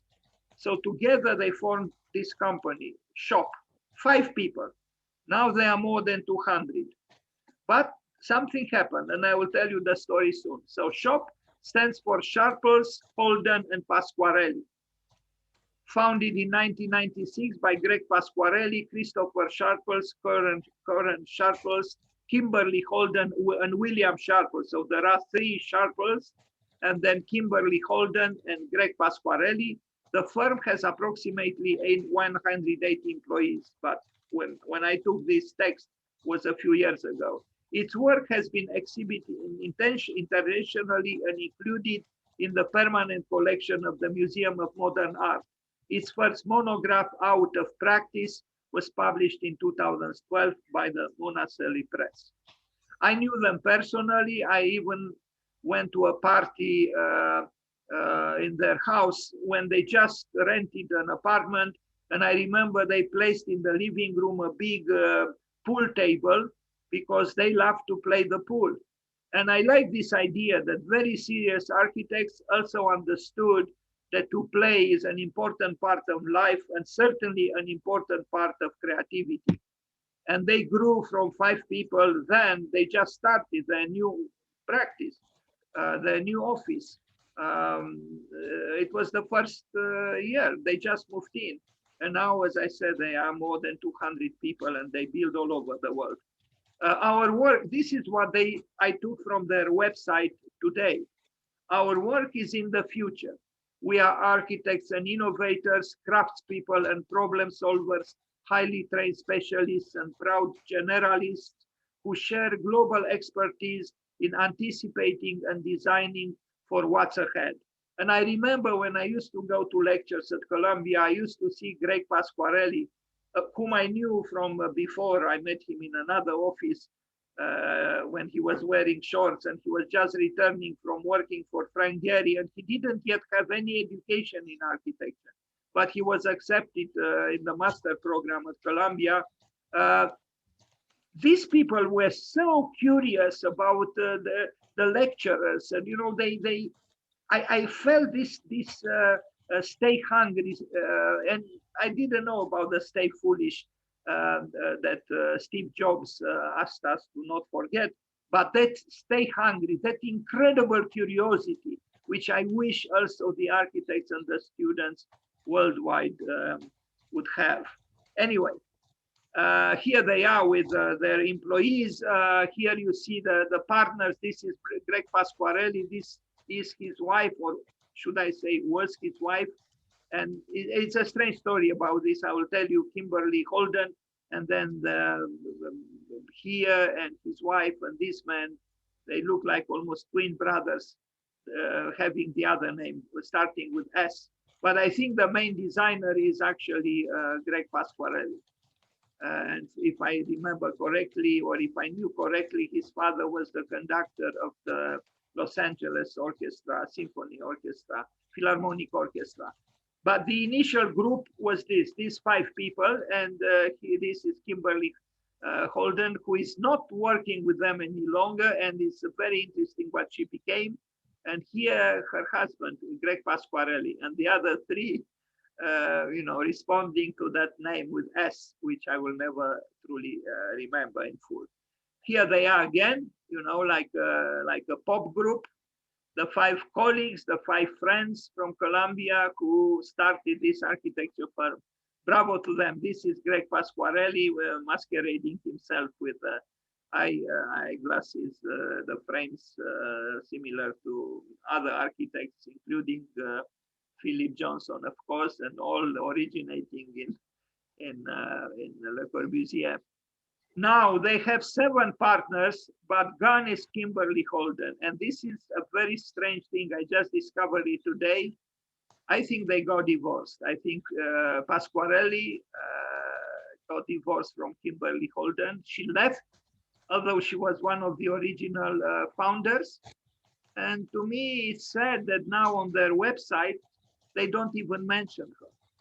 I don't know what happened, but something doesn't seem to be right here. Maybe it's like in the case of Bill Gates and his wife, Melinda Gates. I have the feeling that it's something like this. But what is strange, Kimberly Holden, who was one of the 5 founders of this firm, and for 25 years, she worked for the development of this firm, she became a doula. I didn't know what a doula means. And it means it's kind of a midwife. That's what she became, a licensed architect with who graduated from Columbia. She became a doula, a midwife, because she said she wanted to pay attention and take care of women before and after giving birth. Very interesting in a way. I mean, I could talk a whole evening just about this. What made Kimberly Holden an immensely successful architect working in an immensely successful architecture firm that she founded together with the other 4 people, one of them being her husband, decide to turn her back some years ago on the firm and become a kind of a midwife. Very, very strange and very, very interesting. But it's in a way a return to earth from the stratosphere of high architecture. I will stop about this here, but the subject still interests me. Now, the Porter House in New York, an early project by them, which I like very much. You have to understand, Shop understood from studying at Columbia under Bernard Tschumi as a dean, that you cannot say no to technology, that it is through technology that one has to assert himself, herself in architecture today. And they did some remarkable things. They had high knowledge about digital technology at the time when it was just at the beginning. But this was the ethos of the school. This was the program of the school to train architects who are highly educated in the field of digital technology, although it was at the beginning. And you'll see what they did. They did very sensitive work, even lyrical work, but based on a thorough knowledge of digital techniques. Even this building itself, you know, we would say, yes, it's Cartesian, yes, it's rectangular, but the rhythmicity of the facade, the irregularities, there are no continuous lines here. Actually, this was probably possible because they handled well the digital aspects of planning. And so there is a degree of playfulness and a degree of freedom in the facades, exactly because they could remain rigorous since they mastered the digital language very well. I mean, look just here. You know, here you cannot play games. You either know what you are doing or you fail.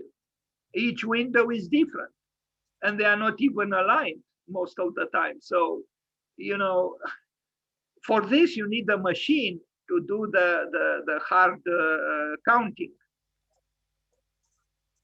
And you will see next another building they did with some remarkable results.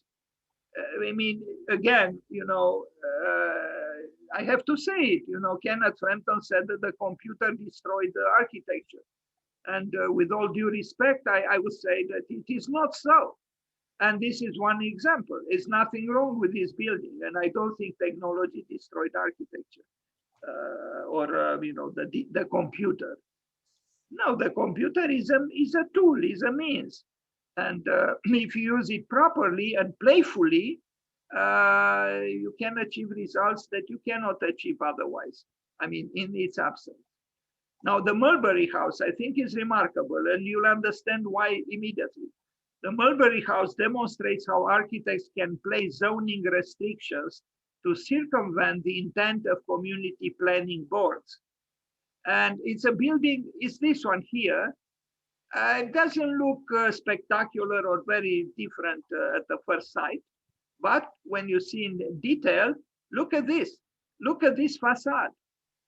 You know, it's tectonically rich, it has variety, and through slight intervention.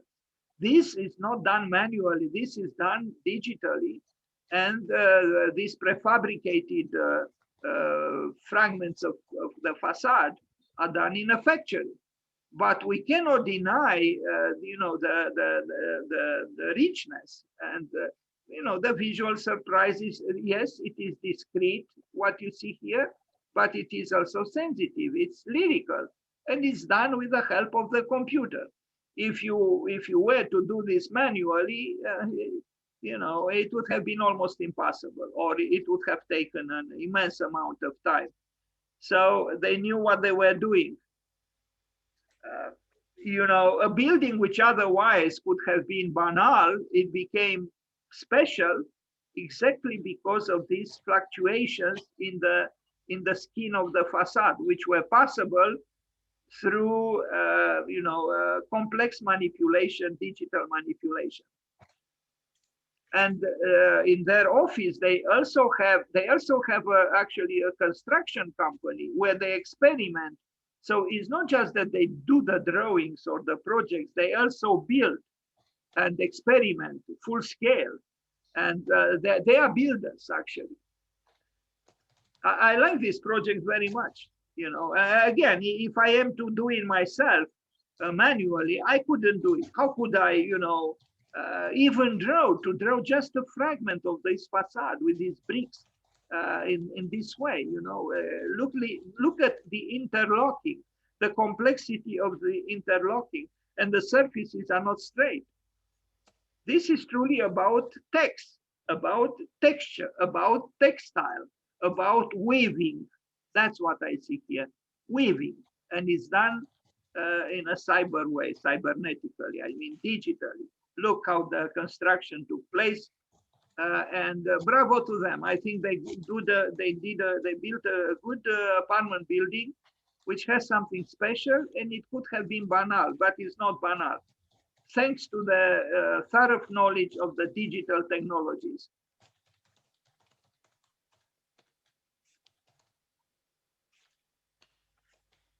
This is how they modulated the facade. Of course, digital. Otherwise, it could not have been done. Tropolism, shop brick undulation, the one that we just saw in the building. That's how they call it, tropolism, from tropol, I don't know what that is. The shop brick undulation. There is here an aspiration almost towards that fantastic work that the Persians did and the Islam did, you know, but that was done manually, but, you know, under different conditions than the present has. Anyway, if you look at it, you enjoy this facade because it has variety in unity, multiplicity in unity. The surfaces are undulating. Indeed, they are dunes, and you'll see a project with dunes that they probably liked dunes and undulations. You know, I think it's one of the best works that this firm did. Now we arrive at the Dunescape. It's a very early work they did for PS1, the public school #1, which is part of the Modern Museum of Art any longer, but it's in Queens. And I myself participated once, and I had an exhibition here. But you will see what they did. Dunescape was a temporary structure built in 1999 by shop architects for MoMA PS1, Museum of Modern Art, public school #1, which was a public school transformed into a museum. The firm shop architects was created in 1996. You know this. We know this by these 5 people. And you will see what they did through digital means. You wouldn't actually believe it. You think it was built in a primitive way, but it's not. It's done actually in a very sophisticated way. But the result is almost informal, and it has you know, differences, built-in differences, and you know, it's unsettling in a way to know that through the computer, they try to achieve a structure which is you know, very in a way vulnerable and informal, and I like this. So again, the computer is used it's not used just to do what you could do otherwise as well, but to do unexpected buildings that you cannot do otherwise in the absence of the computer. I don't know if I explained well, but the end result is not a cold carcass, but is actually a warm one. And you know, the informalities that the digital technology, because they work with scripting and programming, you can modulate this space and this structure in an infinity of ways. Look at this. You know, it appears it's an ad hoc building built, you know, yes, kind of almost without a plan, without a program, but it was actually highly programmed. So they achieved freedom through, you know, the mathematics of scripting and programming. It would be interesting to compare this with what Imre Makovic did through manual means. Yes. Anyway, an interesting early work by the very young then shop architects. Now, the Berkeley Arena, this is a famous work by them and a very big project, and they won many hearts and many minds with it. Look at this. It's a sports arena. Again, without digital technologies, they could not have done it. But with digital technologies, which they mastered at Columbia, they built it. And this paved the way for them for major commissions. Yes, there is capriciousness, but you cannot totally banish capriciousness from architecture. because architecture does have to do with subjectivity and with emotions, with the personalities who work in architecture. So, you know, those who think that architecture can be totally evaluated in objective terms, I don't think it's true.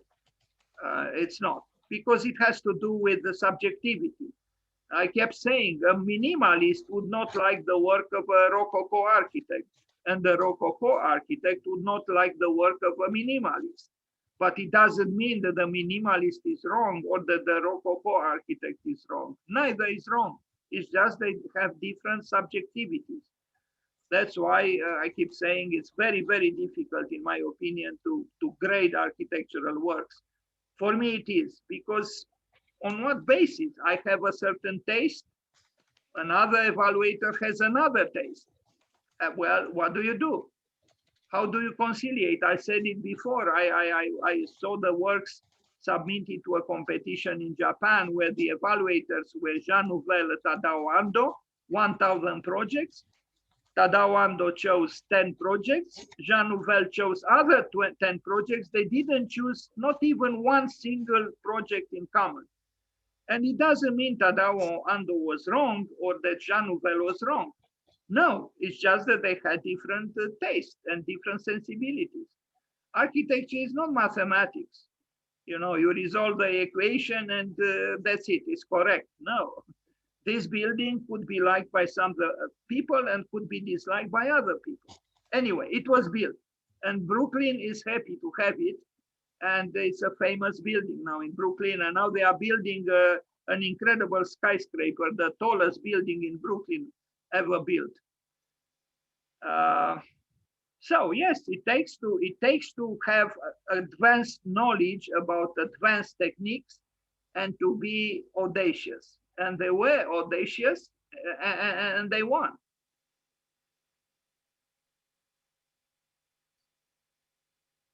Berkeley Center. Now, housing near Barclays Arena, they are proposing these towers. They were not yet built, as far as I know. And they have now huge commissions, not just in the United States, but everywhere, even in Australia. I remember now, maybe because I'm a little bit tired, what Fernando Pessoa, the great Portuguese poet, said, of whom I learned in a lecture by Alvaro Siza at Columbia. I was there in the auditorium, and Alvaro Siza mentioned Fernando Pessoa, and I never heard of Fernando Pessoa until then. He said that this great poet had a great influence on him. And one of his sayings, of Fernando Pessoa sayings, is or was, it must be beautiful to go to, it must be beautiful in Australia as long as you don't go there. This says something about the wisdom of the poet, you know, that indeed from far away many things seem to be beautiful, but when you go there, the perceptions could be different. These are also great buildings. The dancing towers, the American copper buildings in New York, the dancing towers. Look at them. You know, you might say, so what's the big deal? You know, well, look at the slight, just like in the variations of the facade of that apartment building. And look at this, you know, breaking the two prisms at this level and connecting them with this bridge. Someone who saw this presentation before said, this was incredible, you know, I mean, what engineer did this? You know, well, creative engineers. Here they are during construction, and they read well. I hope I have other pictures with them. Jean Nouvel just built two kind of similar. Well, there are two dancing towers also in Paris built by Jean Nouvel. Not very different conceptually, so to speak, from what we see here. This was done 10, 15 years before Jean Nouvel. Look at this facade. Look at this is undulating too. You know, this is not simple to do. Here you need very precise, very rigorous geometry, which again, the hated machine helped them to achieve. Bravo to them. It's a subtle work. And, you know, I couldn't do it. I wish I could do it. I could do this, but I cannot do this. And I cannot do this because I don't have the knowledge, the digital knowledge to do this. I can sketch it on a napkin, but that's not enough to build it. For this, you need rigorous knowledge, and they had it, and they have it. And they learned it in school at Columbia 30 years ago. They are great towers, I would say. And yes, the language is modernistic. It's maybe not very, very surprising, but these slight deviations from perfect verticality makes all the difference in the world. They are moving. And they are sensitive systems, if I am to call them so. Maybe it's also a commentary on the World Trade Center, because we also have two towers here, but they are connected. So you could say, you know, they are helping each other. They seem to be a little bit shaky, or, you know, dancing, or to be unstable. But because they support each other, they endure. It's like in a good marriage or in a good friendship. 1 + 1 makes more than 2. Anyway, I like this work by Shop. They are adventurous. I mean, look, such a tall tower, and there is no continuity of the structure here. You know, they also welcome the break, the wound in a way, the wound in the buildings, which was made by the architects, the dancing towers. An interesting artwork here too, with the with the hangers here. You know, I like it.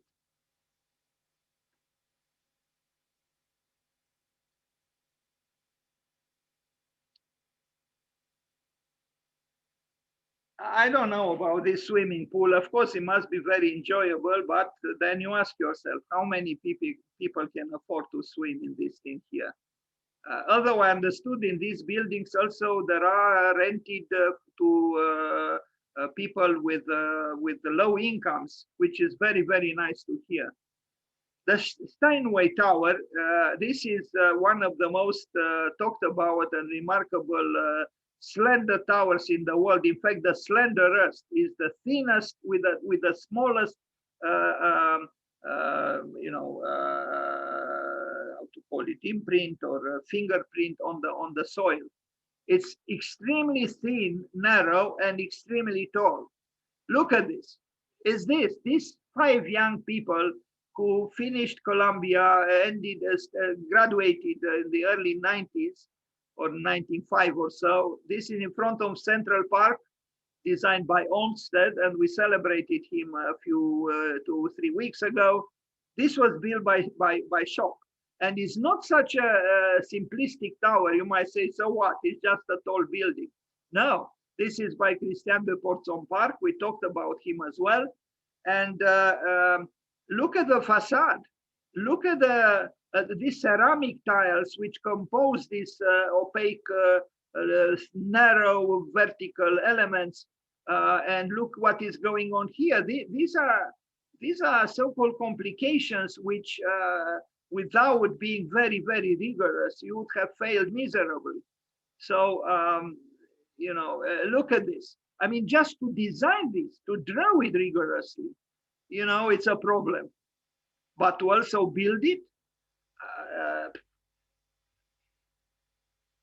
now one of these pieces fell. I think I have a picture with this. So what I'm trying to say, this is not a typical, you know, glass tower with vertical walls and that's it, you know, with a curtain wall. No, as you can see, there are arabesques here. This is an arabesque, if I am to call it so. Because you see the previous interest again in dunes, in undulations. And these undulations, I think, show the complexity of the work that this firm does. Yes, it is often a so-called commercial work, you know, corporatist work. But for example, in this tower, there is just one apartment on a floor. You can imagine how much that apartment costs. You know, but the Arabs of the world and the Chinese of the world, the rich ones, can afford it. And tall it is, very tall and very thin. I have a picture, I hope I have it here, which is unbelievable. It's, you know, how could they be like this? Well, they build because they have engineers who also want to earn their lives, not just a living. In other words, they want to be creative because the right engineer would say, look, I worked on this building. Yes, it was hard, but I made it work. You know, we need such engineers. Look at this. Shop, S-H-O-P. Unfortunately, the H and the O should be erased from there because they don't even show Kimberly Holden in their pictures. Isn't it strange? It shouldn't be called Shop any longer since they eliminated her picture and she doesn't work with the company. They should show her picture if they keep her letters, her initials in the name. Anyway, a very tall building. Look at this, 1,428 feet. And very narrow, as you can see. I mean, this base maybe is not so interesting, but Chrysler building, you know, is put to shame, so to speak, in terms of height.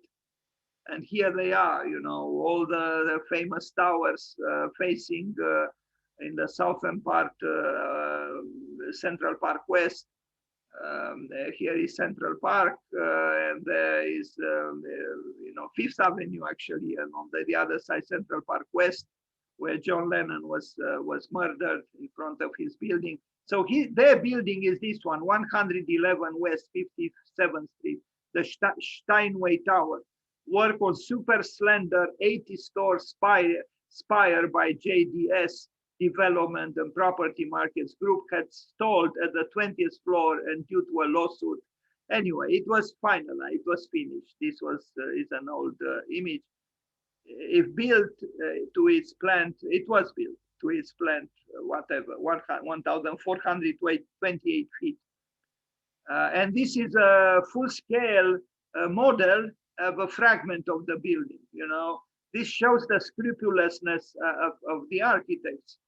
You know, it wasn't just a sketch done on their spare time on their needs. You know, it was a very rigorous work, and it was built.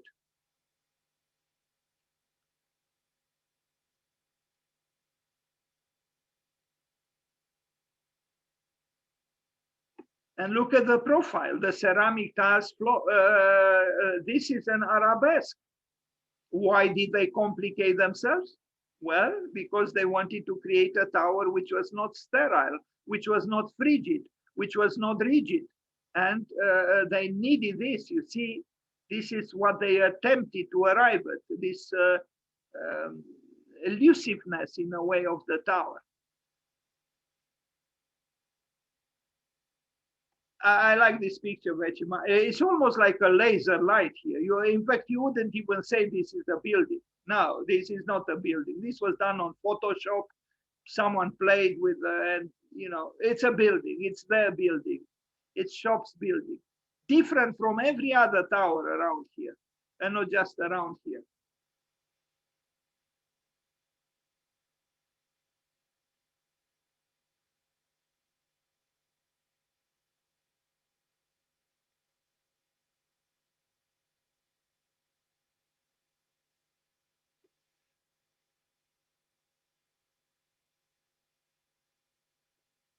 Now, Shop completes first building at the Brooklyn's Domino Sugar Factory site. It's a housing complex.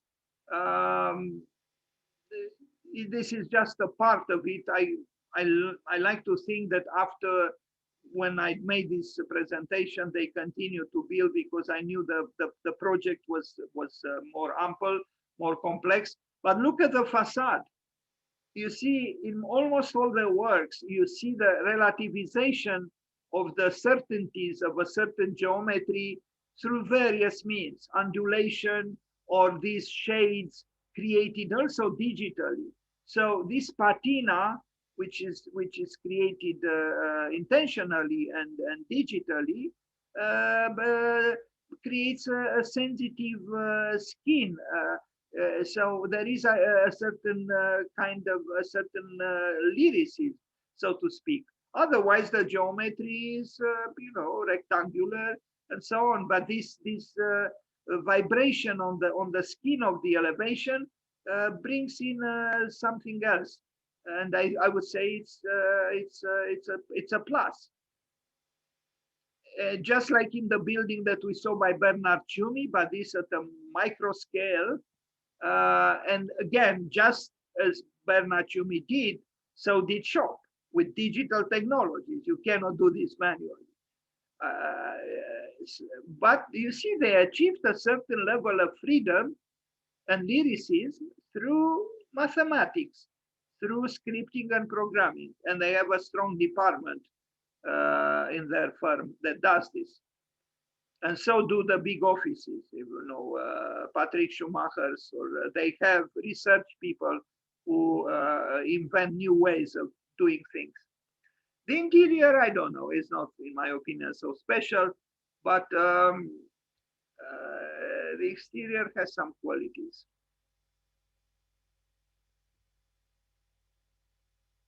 No, the interiors don't impress me very much, but after all, a bed is a bed, a table is a table, a chair is a chair.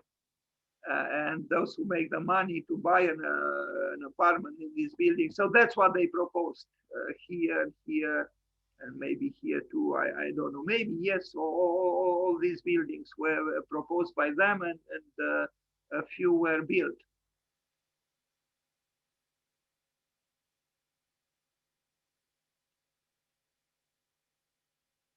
They also have social concerns. And I like this about their firm. And also they pay their interns. They are not abusive like so many architects, especially star architects.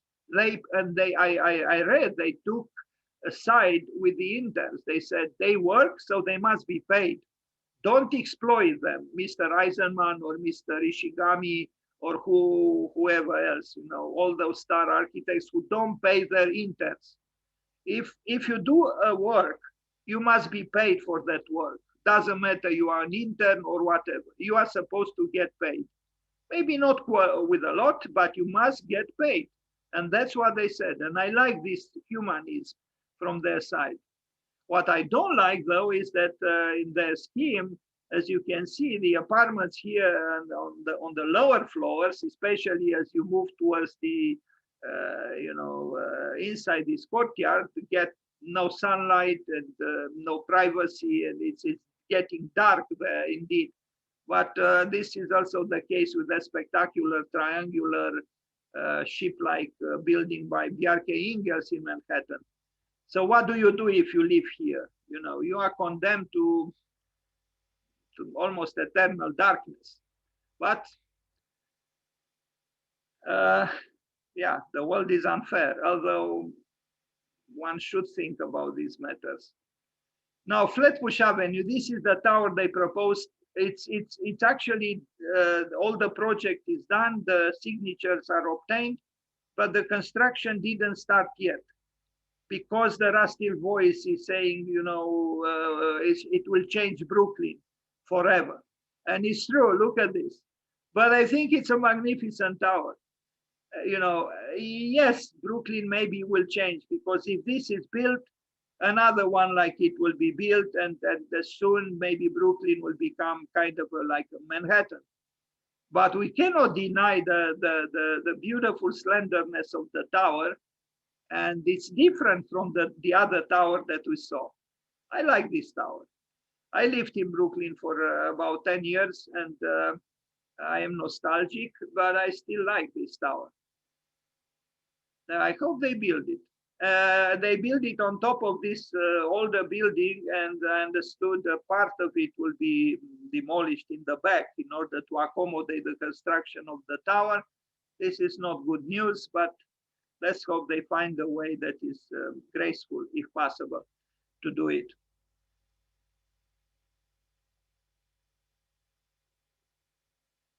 too tall or not tall enough. These towers planned for downtown Brooklyn, Brooklyn Heights, and Kobe Hill will be taller than the structures nearby. Indeed, they will be. It's the one on the left,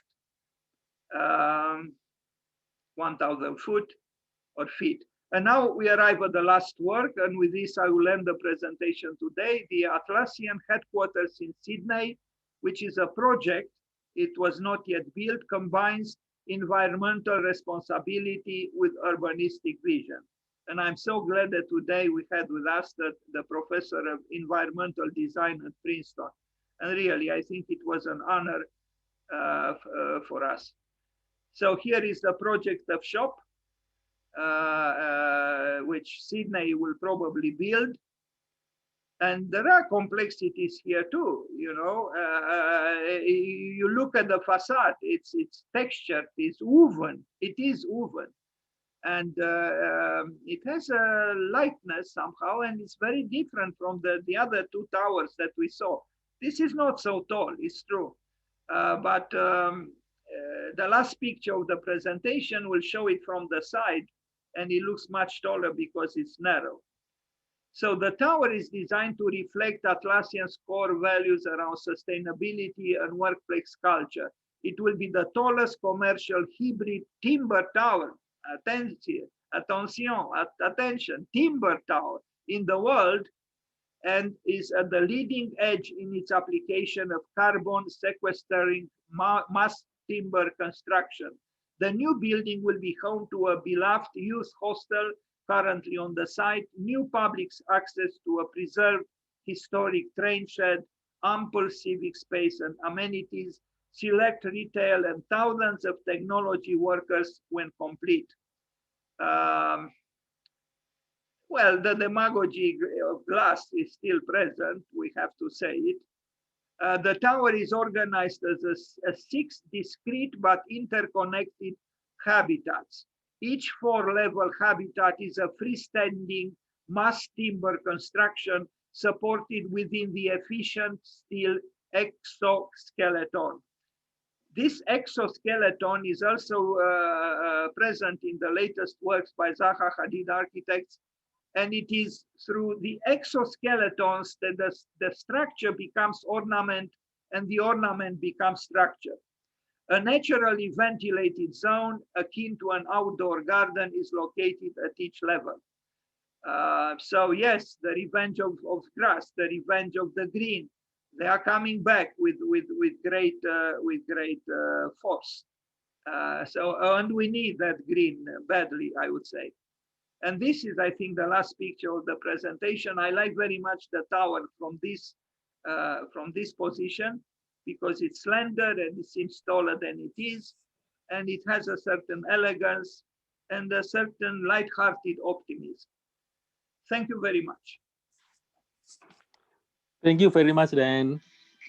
Thank you. Thank you very much. Thank you.